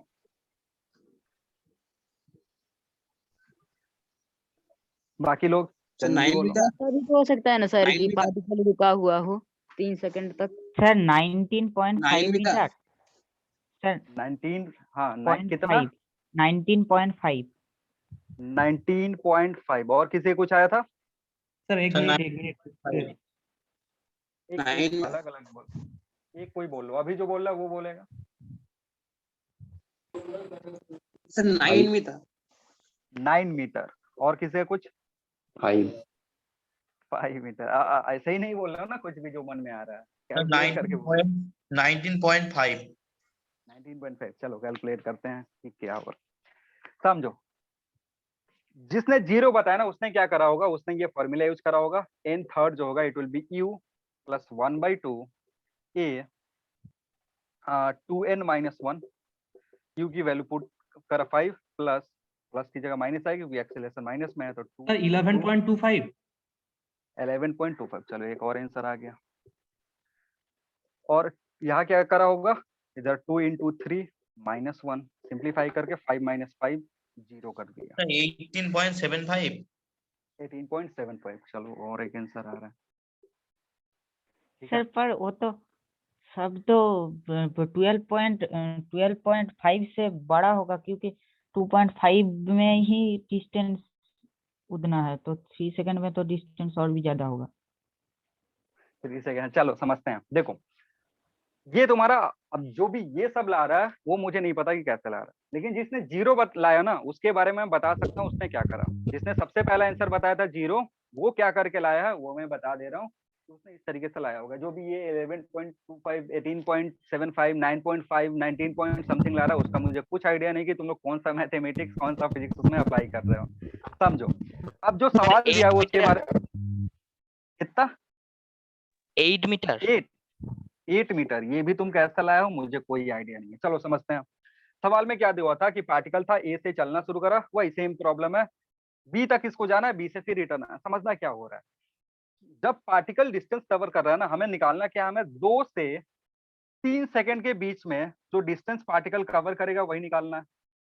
2 से 3 सेकंड के बीच में जो पार्टिकल डिस्टेंस कवर करेगा वही निकालना है, हाँ या ना? ठीक है ना? अब इसमें लोचा क्या है समझना, इसमें लोचा क्या है कि पार्टिकल जो है ना 2.25 सेकंड तक, सॉरी 2.5 सेकंड तक, 2.5 सेकंड तक राइट डायरेक्शन में जा रहा था। 2.5 सेकंड के बाद लेफ्ट डायरेक्शन में आने लगा, क्योंकि सबसे पहला जो काम था उसमें 2.5 पे स्पीड 0 हुआ था, और 2.5 पे स्पीड 0 होने के बाद ना पार्टिकल उल्टा डायरेक्शन में चलने लगा था। आ रही बात समझ में क्या बोल रहा हूँ? पार्टिकल जो था वो क्या कर रहा था, गया था ए से बी, ए से बी जाने में उसको टाइम लगा था 2.5 सेकंड। तो 2.5 सेकंड इधर गया, फिर 2.5 सेकंड के बाद उल्टा आ रहा है, पीछे की तरफ आ रहा है। समझना यहाँ पे हो क्या रहा है, पार्टिकल 2 सेकंड पे यहाँ पे था, फिर जब वापस आया तो 3 सेकंड पे यहाँ पे आया। इसलिए जिसने कैलकुलेट करा, जो डायरेक्ट फॉर्मूला यूज करके, उसका डिस्प्लेसमेंट कितना आया, 0 आया, क्योंकि वो कर क्या रहा है, वो डायरेक्ट फॉर्मूला जो है ना डिस्प्लेसमेंट का वो यूज कर दे रहा है। वहां से डिस्प्लेसमेंट मिलेगा ना कि डिस्टेंस मिलेगा। जो एसेंथ वाला फॉर्मूला है that gives information of displacement, ना कि डिस्टेंस। वो डिस्टेंस कब देगा, जब डायरेक्शन चेंज नहीं होगा। आ रही बात समझ में? तो पार्टिकल इधर से गया, 2.5 सेकंड पे जाकर के उसने अपना डिस्टेंस क्या करा, उसने उसने अपना डायरेक्शन चेंज कर दिया। तो डायरेक्शन चेंज करेगा ना, तो समझना क्या हो रहा है, ये जो डिस्टेंस है यहाँ से यहाँ जाने में और इधर से इधर आने में, ये तुमको कैलकुलेट करना है। 2 से 2.5 तक आगे गया, फिर पीछे आया। इसी के चलते एसेंथ से जब कैलकुलेट कर रहे हैं, डायरेक्ट फॉर्मूला अप्लाई कर रहे हैं, तो वहां से आंसर 0 आ रहा है। आ रही बात समझ में क्या बोल रहा हूँ? किसी को कोई कंफ्यूजन है? नहीं समझ में आ रहा है? जल्दी बोलो। हाँ समझ में आ रहा है। आ रहा है ना? सर 2 मीटर होगा? 2 मीटर अभी भी तुम गलती कर रहे हो। 2 मीटर पता ना कैसे कैलकुलेट कर रहे हो। 6.5 हाँ, 6.5 ज्यादा है। इस छोटे से सेकंड में 1 सेकंड के गैप में कैलकुलेट करना है। 0.5 मीटर 0.5 आंसर जो है वो 0.5 है। समझो, देखो क्या करना है। तो इसको निकालने के लिए, समझना, इसको कैलकुलेट करने के लिए तुम्हें क्या करना पड़ेगा, ध्यान से समझो। मैंने बोला था कि जहां पे भी डायरेक्शन चेंज होगा उसको 2 पार्ट में ब्रेक करेंगे। जब भी डायरेक्शन चेंज होगा तो इसको क्या करेंगे, 2 पार्ट में ब्रेक करेंगे और दोनों पार्ट के डिस्प्लेसमेंट को ऐड कर देंगे। जो उसका मैग्नीट्यूड आएगा वो ऐड करेंगे। तो जब इसको सिंप्लीफाई करेंगे ना, तो एस थर्ड निकालने के लिए तुमको क्या करना पड़ेगा, ध्यान से देख लो। एस थर्ड निकालने के लिए तुमको निकालना है एस 2.5 माइनस एस 2। इसका मतलब समझ रहे हो क्या है? एस 2.5 माइनस एस 2, मतलब 2.5 में जो डिस्टेंस माइनस 2 इंटू 2 कर देंगे। ठीक है, या फिर तुम ऐसे भी कर सकते हो, प्लस S3 माइनस S2.5, या तो 2 से मल्टीप्लाई कर दो सीधे, या फिर ये कर दो। ठीक है ना, क्योंकि इन दोनों का जो वैल्यू होगा वो सेम होगा। क्यों सेम होगा? क्योंकि 2 से 2.5 इतना गया, ठीक है ना, फिर 2.5 से पीछे उल्टा आ रहा है, उल्टा आ रहा है तो 3 तक कहाँ होगा, इसी पॉइंट पे होगा। इस पॉइंट पे है तो ये वैल्यू। तो तुम ये कैलकुलेट करो, ये कैलकुलेट करो सेपरेट सेपरेट, या फिर ये कैलकुलेट करके 2 से मल्टीप्लाई करो। तो जहां भी डायरेक्शन चेंज होगा, ठीक है ना, गलती वहीं पे होता है 1D मोशन में, जहाँ पे डायरेक्शन चेंज होता है। जब तक डायरेक्शन चेंज नहीं हो रहा, सीधा सीधा चल रहा है, कोई दिक्कत नहीं है, डायरेक्ट फॉर्मूला यूज करो, आंसर सबका सब सेम आएगा। ठीक है, लेकिन जैसे ही डायरेक्शन चेंज होगा वहां से परेशानी शुरू हो जाता है। तो जिस पॉइंट से डायरेक्शन चेंज हो रहा है उसके पहले का मोशन ब्रेक कर दो, जिस पॉइंट पे डायरेक्शन चेंज हो रहा है उसके बाद का मोशन 1 2 करके सॉल्व कर लो। सारी बात समझ में?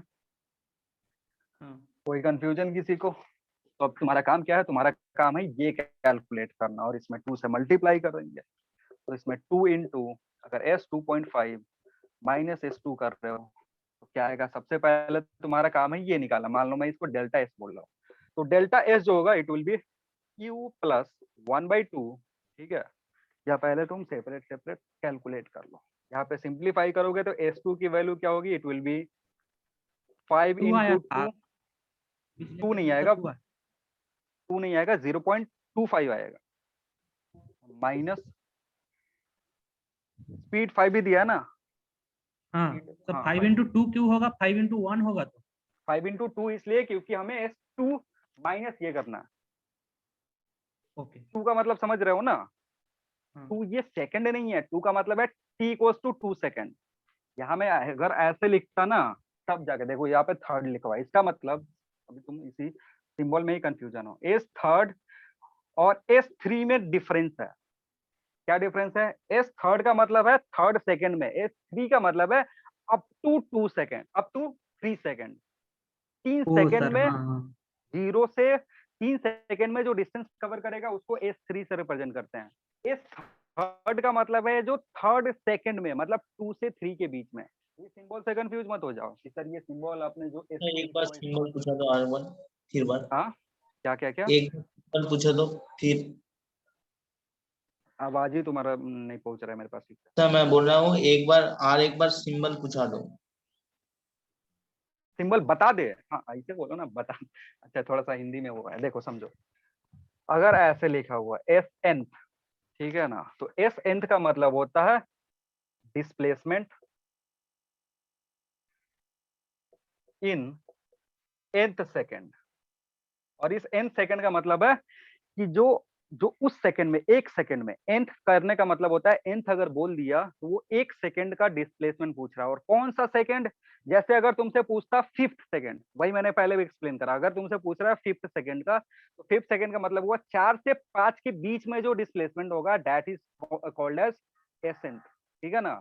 वैसे ही अगर तुमको ये लिखा हुआ है एस एन लिखा हुआ है, तो एस एन का मतलब है, जैसे मैंने लिख दिया एस फाइव, एस फाइव अगर लिखा हुआ है तो इसका मतलब है displacement of particle in 5 second. In 5 second का मतलब होता है 0 से लेकर के 5 तक। अगर यहाँ एस थ्री लिखा हुआ है, एस थ्री लिखा हुआ है तो 0 से लेकर के 3 तक। और अगर इसी को मैं थर्ड कर दूं, ऊपर आर डी ऐसे लगा दूं, तो इसका मतलब है 2 से 3 के बीच में। आ रही बात समझ में? Okay sir.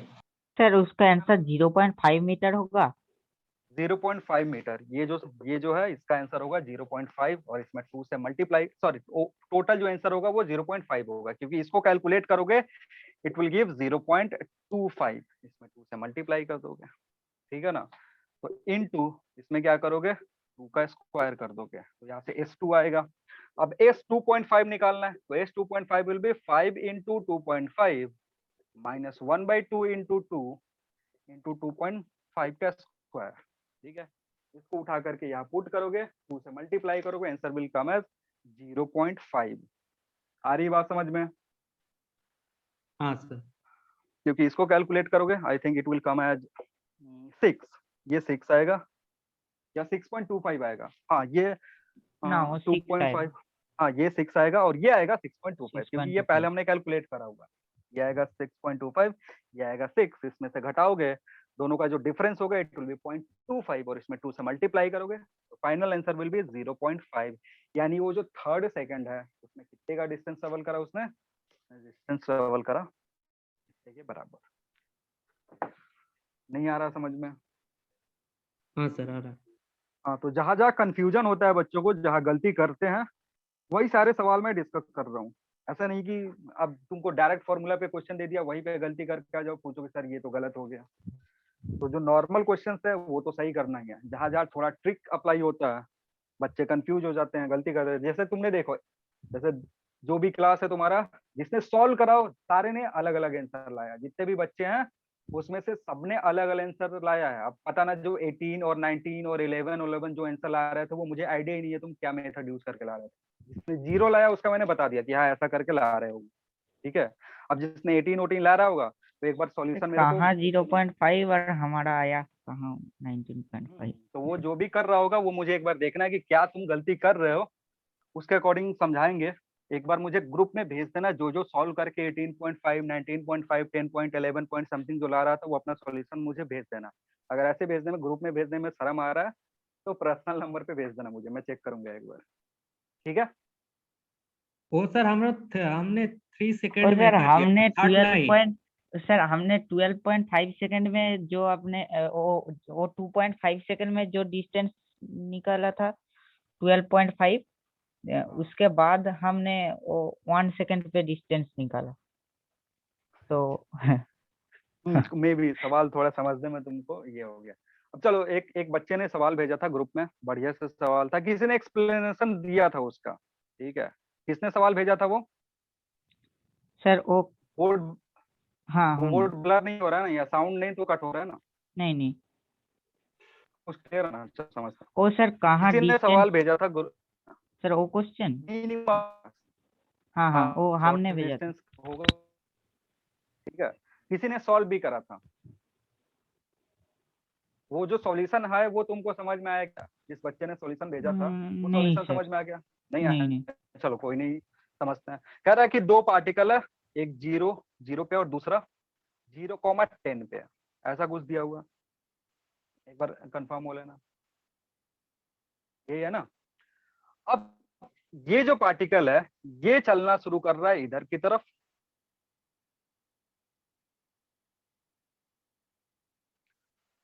दोनों दो पार्टिकल है वो एक दूसरे पे परपेंडिकुलरली मूव कर रहा है। अब देखो परपेंडिकुलरली जब मूव करेंगे तो मिलेंगे कभी नहीं, ऐसा इम्पॉसिबल है कि वो मिल जाए, ठीक है, क्योंकि ये इधर चल रहा है ये इधर चल रहा है, कभी मिलेगा ही नहीं। तो इसीलिए इनके बीच में पूछ रहा है कि बताओ कब इनके बीच का डिस्टेंस जो है वो सबसे मिनिमम हो, शॉर्टेस्ट हो। वो हम कैलकुलेट कर सकते हैं कि क्योंकि कोई ऐसा टाइम होगा जहाँ पे उनके बीच का जो गैप है वो कम होगा, समझो। तो वो जो डायग्राम जो ड्रॉ करा है ना, बाकी सारी जो कैलकुलेशन कर रहा है वो सही है, उसमें कोई दिक्कत नहीं है। तुमको जहां से नहीं समझ में आ रहा है वो मैं चीजें बता देता हूँ। मान लो ये टोटल टाइम टी में शॉर्टेस्ट डिस्टेंस कवर कर रहा है, तो ये जो बॉडी है ये 2t से इधर चलेगा, टी टाइम में क्या कर रहा है, टी टाइम में कितना डिस्टेंस कवर करेगा, ये जो लेंथ होगा ये 2t के बराबर होगा। ये जो टोटल लेंथ था ये कितना था, ये था 10, क्योंकि 0,10 है, तो उतना ही टाइम में ये जो डिस्टेंस कवर करेगा it will be again 2t, ठीक है ना। डायग्राम समझ में आया? मान ले रहे हैं कि हम टाइम t बाद उनके बीच का जो गैप है वो सबसे कम हो रहा है, तो t टाइम में ये कितना डिस्टेंस कवर करा, t टाइम में ये कितना डिस्टेंस कवर करा, वो हमने निकाल लिया।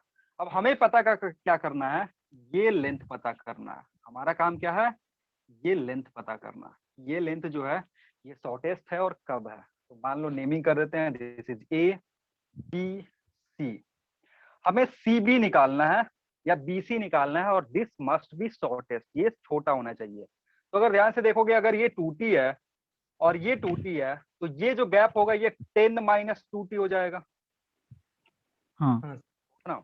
उसके बाद क्या करना, पाइथागोरस थ्योरम लगाओगे तो ये तुम्हारा हाइपोटेनस है, यानी जो बीसी स्क्वायर है, BC square can be written as 10 minus 2t square plus 2t square, यही होगा। हाँ बीसी स्क्वायर इतना होगा। अब समझना, बीसी को मिनिमाइज करना है, बीसी को क्या करना है, मिनिमाइज करना, शॉर्टेस्ट होना है। और बीसी डिपेंड किस पे कर रहा है, टाइम पे। जो बीसी है तुम्हारा वो टाइम पे डिपेंड कर रहा है, और इसी दिन के लिए डिफरेंशिएट कर देंगे। हाँ, इसी दिन के लिए मैक्सिमा मिनिमा पढ़ाया जाता है। अगर तुमको याद होगा तो मैक्सिमा मिनिमा पढ़ाने का जो काम था, इसी सब टाइप के क्वेश्चन जो होगा उसके लिए हमें मैक्सिमा मिनिमा का यूज करना पड़ता है। अब बीसी डिपेंड कर रहा है टाइम पे, यानी टाइम का फंक्शन है, तो हम उसको टाइम के टर्म में क्या करेंगे, डिफरेंशिएट करेंगे। तो सबसे पहला जो हमारा काम होगा हम क्या करेंगे, इसको डिफरेंशिएट कर लोगे। मान लो मैं इसको मान ले रहा हूँ कोई वैल्यू आर, इसको मैं मान ले रहा हूँ आर, तो this can be written as R square, आया ना। हाँ सर। अब हाँ इसको जब डिफरेंशिएट करोगे टाइम के टर्म में तो it will give 2r dr by dt is equal to, इसको सिंप्लीफाई करोगे तो it will be 2 into 10 minus 2t, थोड़ा सा मैं डायरेक्ट सॉल्व करता हूँ, divided by sorry multiplied by 2t। या ऐसे कंफ्यूज हो रहे हो तो इसको मैं ब्रेक करके कर दे रहा हूँ। इसको ब्रेक करोगे तो क्या होगा, it will B 100 plus 480 square minus 40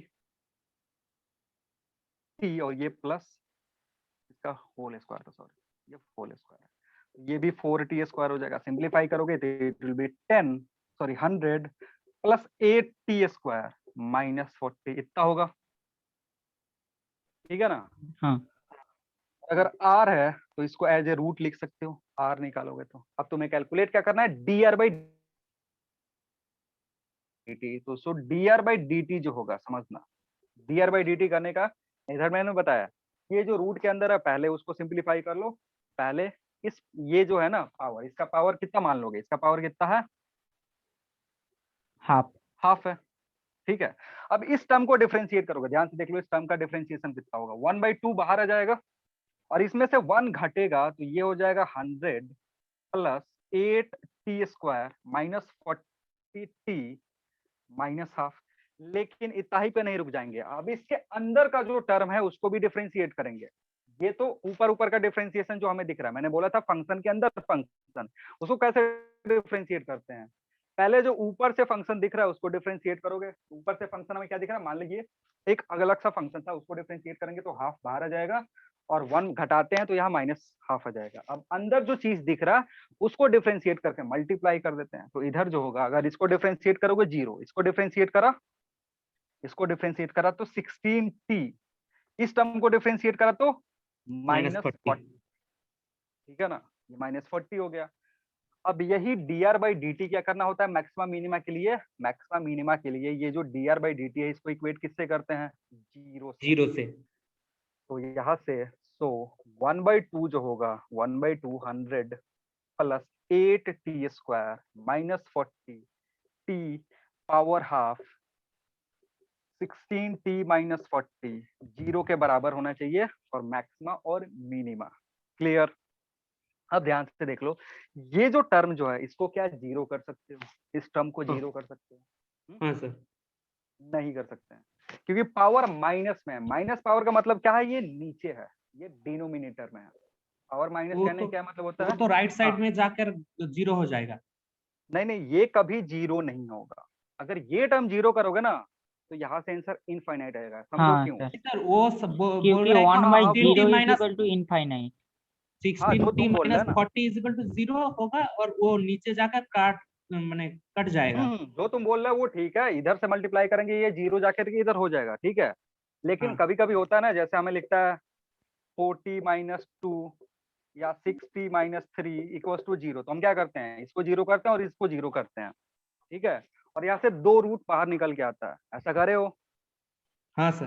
हाँ मैथ सर। में ये सिंपल सा चीज है कि अगर दो चीजें ऐसे मल्टीप्लाई है तो इसको 0 करते हैं, इसको 0 करते हैं, यहाँ से 2 रूट आता है। लेकिन इस केस में इसको नहीं करेंगे क्योंकि ये ऊपर नहीं है, ये कहाँ है, नीचे है, तो नीचे क्रॉस मल्टीप्लिकेशन होकर के 0 हो जाएगा। मतलब ये टर्म को हम 0 नहीं कर सकते हैं, तो 0 होगा कौन, ये वाला टर्म होगा। तो 16t माइनस 40 क्या होना चाहिए, 0 होना चाहिए, यानी t कितना होना चाहिए 2.5, यानी 2.5 सेकंड पे जो होगा या तो मिनिमा एग्जिस्ट करेगा या तो मैक्सिमा एग्जिस्ट करेगा। यहाँ ऑप्शन एक ही है तुम्हारे पास, ठीक है ना। अगर इस तरीके का प्रॉब्लम है तो तुम्हें कंडीशन चेक करने की जरूरत है भी नहीं कि मैक्सिमा या मिनिमा एग्जिस्ट कर रहा है, क्योंकि एक ही यूनिट आ रहा है। मतलब तुम्हारा क्या आ रहा है, एक ऑप्शन आएगा। तो वहां पे अगर सवाल में शॉर्टेस्ट पूछ रहा है ना, तो पक्का है कि इस पॉइंट पे मिनिमा ही एग्जिस्ट करेगा, क्योंकि इसको अगर दूसरी बार डिफरेंशिएट करोगे तो 16 बचेगा, दैट इज पॉजिटिव। अगर दो बार डबल डिफरेंशिएशन करते हैं ना कि मैक्सिमा होगा या मिनिमा होगा, उसको जस्टिफाई करने के लिए, तो एक रूट आएगा ना, तो एक रूट अगर आंसर आया तो समझ जाओगे जो तुमसे पूछ रहा है वही आंसर हो जाएगा। क्योंकि अगर इसको दोबारा डिफरेंशिएट भी करोगे तो इट विल गिव 16, और 16 पॉजिटिव। ग्रेटर देन 0 है, पॉजिटिव है, यानी उस पॉइंट पे क्या एग्जिस्ट करेगा, मिनिमा एग्जिस्ट करेगा, और तुमसे मिनिमा ही पूछ रहा था। तो इसलिए t इक्वल्स टू 2.5 सेकंड पे जो दोनों के बीच का गैप है वो कितना होगा, that will be minimum. Clear है, हाँ सर। कोई हाँ कंफ्यूजन, सर। समझ में आ गया, ठीक हाँ। है। सर हाँ बोलो। सर जिस पॉइंट पर आर का मिनिमम वैल्यू है हम्म, उस point पर ही तो आर स्क्वायर का भी मिनिमम वैल्यू है। जिस पॉइंट पे हाँ आर का मिनिमम वैल्यू है उस पर आर स्क्वायर का भी मिनिमम वैल्यू है। जो सो आर स्क्वायर का डिफरेंशिएट करने से ही तो आर का मिनिमम वैल्यू निकल सकता है ना। एकदम वही किया है मैंने। ना कैलकुलेशन इजी होगा। हाँ हाँ हाँ, कैलकुलेशन वही सबसे पर स्टार्टिंग में उस पर तो पार्शियल डिफरेंशिएशन करना पड़ेगा। नहीं, देखो देखो देखो, आर जो स्क्वायर है ना, आर स्क्वायर समथिंग आया था ना, तो इसको सिंप्लीफाई करके 2r dr/dr लिख सकते हो and it will give something. क्या तो ये बोल रहा है ना, ये जो बच्चा बोल रहा है वो सेम चीज बोल रहा है, ये 2r dr/dt, या फिर उसको तुम ब्रेक करके पावर हाफ करके कर रहे हो, वहां से जो आएगा वो भी सेम होगा, है ना, उसमें कोई दिक्कत नहीं है। उसमें भी बाद में ये जो टर्म है ना, ये नीचे जाकर के डिवाइड हो जाएगा। टर्म यहाँ पे नो सर 2r हाँ हाँ हम बोल रहे हैं कि D R square by D T. D R square by D T को ये इतना लिख सकते हो ना, जो तुम बोल रहे हो D R square by D T, this can be written as 2r dr by D T, ठीक है। और ये जो तुम्हारा वैल्यू है इट विल कम एज कितना आएगा, सिंप्लीफाई करने के बाद it will come as 100 plus 8t square minus 40 ये आता। अब इसको डिफरेंशिएट करोगे तो it will directly give 16t minus 40 और इसको जीरो कर दोगे हाँ, हो जाएगा। हाँ, आपने वो जो सेम करा वो तो सेम ही तो है। सेम ही है, ये यही आर इधर जाकर के डिवाइड कर रहा था या पावर हाफ में दिख रहा था, उससे कंफ्यूज होने की जरूरत नहीं है। आर का करो या आर स्क्वायर का करो वो सेम चीज है। मैंने हाँ। डायरेक्ट इसलिए नहीं करा क्योंकि बहुत सारे बच्चों को यही समझ में नहीं आएगा कि सर आप D R square D T को आप कैसे डी आर ये लिख रहे हो। हाँ, है ना, ये किसी किसी को समझ पार्टिशियल में आ रहा है, डिफरेंशिएशन। किसी किसी को समझ में आ रहा है, किसी किसी को नहीं आ रहा है, इसलिए मैंने जानबूझ करके थोड़ा सा लॉन्ग मेथड फॉलो करा है। वो जब सवाल करते जाओगे ये मैथ वाले बच्चों के लिए इजी है, वो समझ जाते हैं एक लाइन में कि ऐसा होगा। लेकिन जैसे ही जो मैथ जिसने मैथ छोड़ दिया, पढ़ ही नहीं रहा है, जो फिजिक्स पढ़ रहा है, केमिस्ट्री और बायोलॉजी पढ़ रहा है ना, उसके लिए ये थोड़ा सा ऊट पटांग दिखता है कि सर आप क्या लिख दिया हो, इसको ऐसे कैसे लिखे हो। इसलिए मैंने सीधे उधर रूट ले जा करके डिवाइड करके थोड़ा सा मेथड को बड़ा करके तब सॉल्व करा। किसी भी मेथड से करो वो सही आंसर देगा, उसमें गलती नहीं है, अगर तुम प्रोसेस गलत नहीं कर रहे हो तो, ठीक है ना। सर वो जो मैं भेजा था 14 नंबर क्वेश्चन का एक बार आंसर बता दो। कौन सा भेजा था तुमने सवाल, एक बार रिकॉल करो। वो सर डिस्प्लेसमेंट और टाइम का एक ग्राफ भेजा था। कहाँ पे, ग्रुप में ऐसा कुछ ग्राफ आया था हाँ। क्या? एक मिनट मुझे चेक कर लेने दो। सर वो शायद ई पॉइंट पे नेगेटिव होगा। एक मिनट रुक जाओ, शायद मैंने देखा कि नहीं। कब भेजे हो?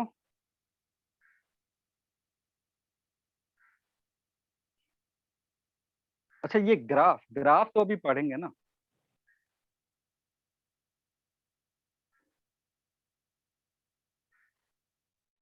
हाँ, जो ग्राफ वाला सवाल भेजो भेजो ना, वो भी ग्राफ हम स्टार्ट करेंगे। ग्राफ जो है ना तुम्हारा, वो हम स्टार्ट करेंगे, ग्राफ पढ़ेंगे अभी, सारा चीज तुमको क्लियर हो जाएगा। अभी हमने ग्राफ डिटेल में डिस्कस ही नहीं करा। अभी 1D का जो भी ग्राफ है 1 by 1 किस ग्राफ से क्या इन्फॉर्मेशन मिलेगा, अगर एक ग्राफ दिया हुआ उससे दूसरा ग्राफ प्लॉट करना है, ये सब अभी सिखाएंगे, तो इसके लिए परेशान मत हो, ठीक है ना। सर सारे वो प्रॉब्लम क्या हो जाए। सर वो क्या ई पॉइंट पर नेगेटिव होगा? नहीं मैंने ठीक से देखा नहीं है, अभी सवाल देखा नहीं है, ग्राफ का सवाल है, इसीलिए मैंने अभी छोड़ा हुआ है, उसके लिए परेशान मत हो। अभी तुम्हारा 1D खत्म नहीं हुआ और ग्राफ हमने टच भी नहीं करा है। ग्राफ के जो भी प्रॉब्लम है वो सारे होंगे, ठीक है। चलो एक और सवाल करते हैं, लिखना, लिखो। A passenger standing at A distance, a passenger standing at A distance, a passenger standing at A distance 100 meter away from a bus. A passenger is standing 100 meter away from a bus, 100 meter away from a bus, full stop. The bus starts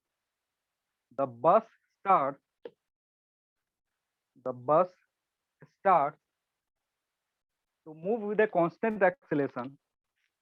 The bus starts to move at a constant acceleration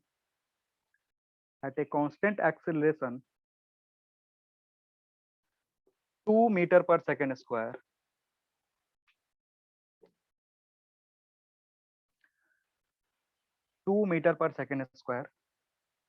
Full stop. Find minimum speed of passenger. Find minimum speed of passenger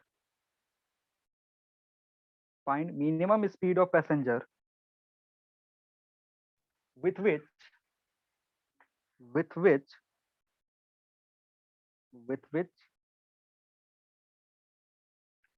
he should run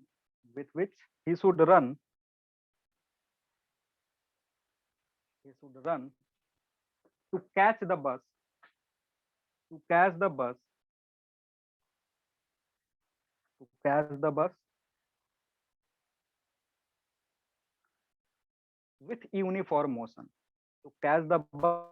with uniform motion.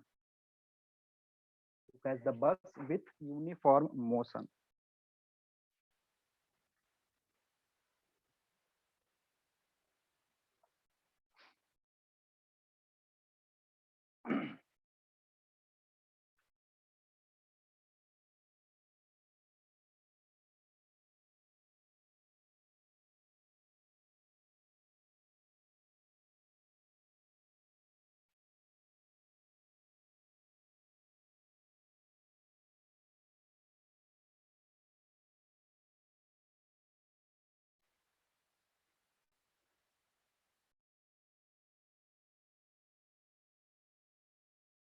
लिख लियो सबने।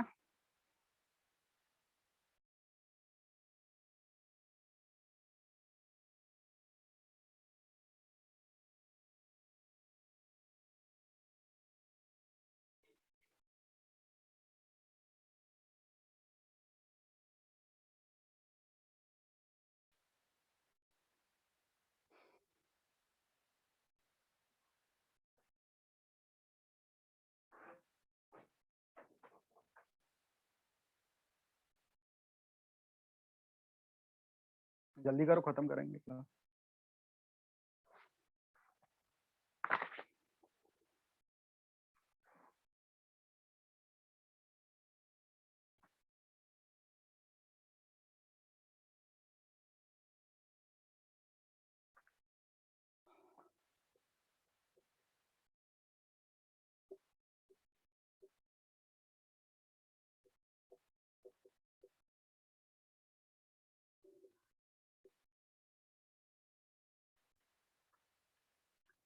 Passenger है, बस है, उनके बीच का initial जो separation है वो कितना का, 100 मीटर का।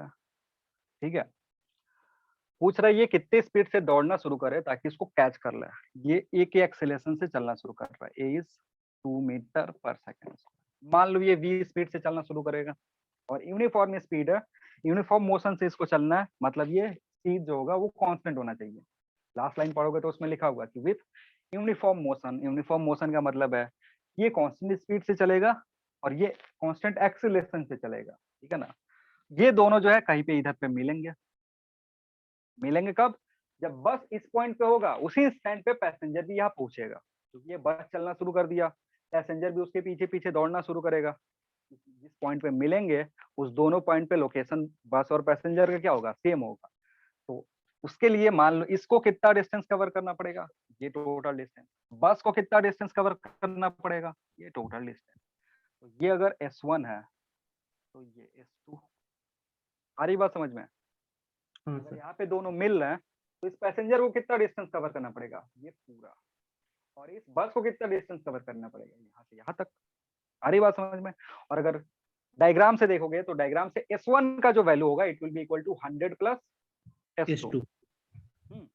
तो सबसे पहला काम है हमारा S1 निकालना। S1 अगर कैलकुलेट करते हैं तो it will B how much, constant speed के साथ, यूनिफॉर्म मोशन है, यूनिफॉर्म मोशन मतलब कांस्टेंट स्पीड, यानी ये v इंटू टी से चलेगा। यहाँ तक पहुंचने में इसको टाइम t लगा, यहाँ से ये चल रहा है तो S2 कितना होगा, S2 विल बी u0 है, क्योंकि बस पहले रुका हुआ था, एक्सेलेरेट करना शुरू करा, तो ut वाला जो टर्म है half t plus half at square, ये फॉर्मूला यूज करेंगे।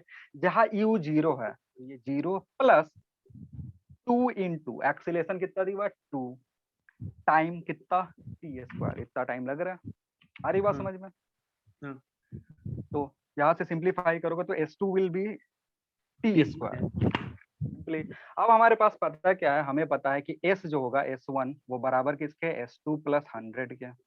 जो जो वैल्यू तुमने कैलकुलेट करा gt पुट कर दो, बराबर किसके होगा, ये बराबर होगा किसके, t स्क्वायर प्लस 100 के।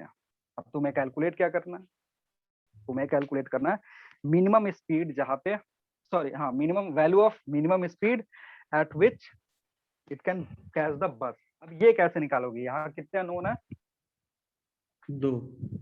दो अननोन है। तो अगर तुम्हें मिनिमम स्पीड निकालना है इसको दो मेथड से सॉल्व कर सकते हो, या तो डिफरेंशिएट कर लो, क्योंकि वेलोसिटी अब किस पे डिपेंड करेगा, टाइम का फंक्शन है, वेलोसिटी किस पे डिपेंड करेगा, टाइम का फंक्शन है।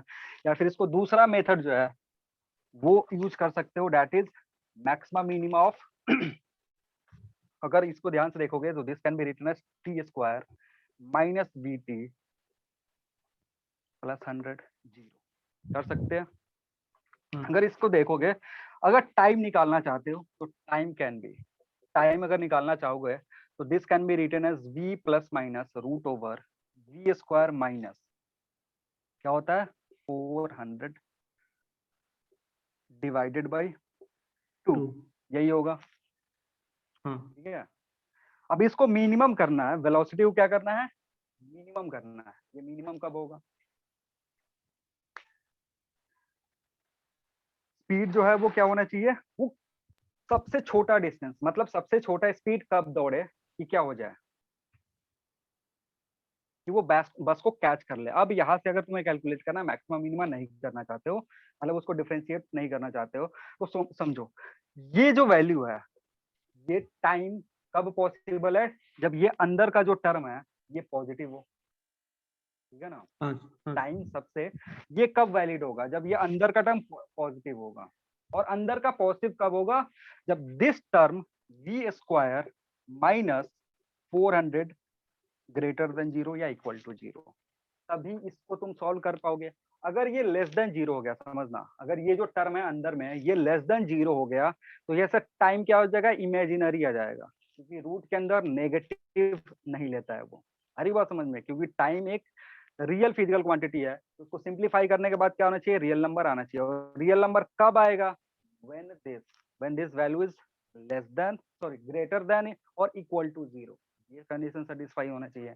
यानी v square must be greater than और equal to 400, so v must be greater than 20, यानी तुमको मिनिमम वैल्यू पूछ रहा है। 20 से बड़ा भी हो सकता है, 20 के बराबर भी हो सकता है, यानी बस को कैच करने के लिए v जो मिनिमम होना चाहिए वो कितना होना चाहिए, 20 मीटर पर सेकंड के बराबर होना चाहिए।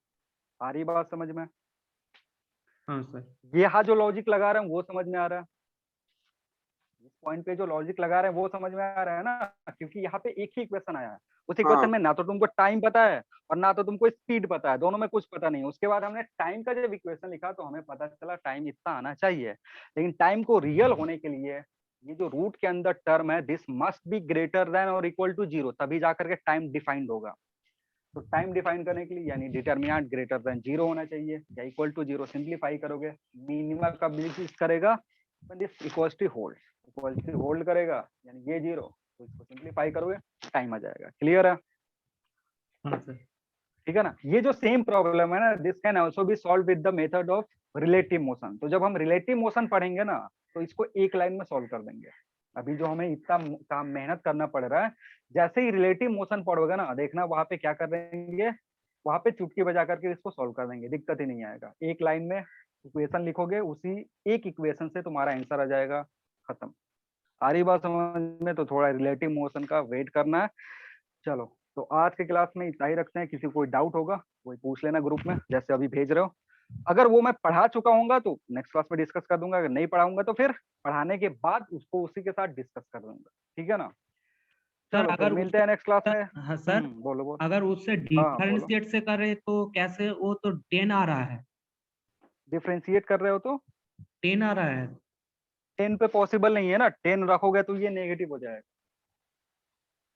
ओके, और सर 10 रखोगे डिफरेंशिएट तो ये मेथड से वो एक बार सॉल्व कर दीजिए। डिफरेंशिएट मेथड तुमने ट्राई करा ना, नहीं आ रहा तो शायद वो इनवैलिड है, उस मेथड से नहीं कर सकता, हम इसी मेथड से करना पड़ेगा, क्योंकि टाइम जो है ना, टाइम हाँ कभी भी इमेजिनरी नहीं हो सकता है। तो यहाँ पे जो मेन इंपॉर्टेंट टर्म है वो ये वाला, ठीक है ना, ओके इधर से सॉल्व करेंगे। क्लियर है? हाँ सर, डिफरेंशिएट से नहीं आ रहा। नहीं, डिफरेंस है तो इधर से करेंगे, ठीक है। हाँ चलो फिर आज इतना ही रखते हैं, बाकी करेंगे अगले क्लास में, ठीक है। Thank you everyone.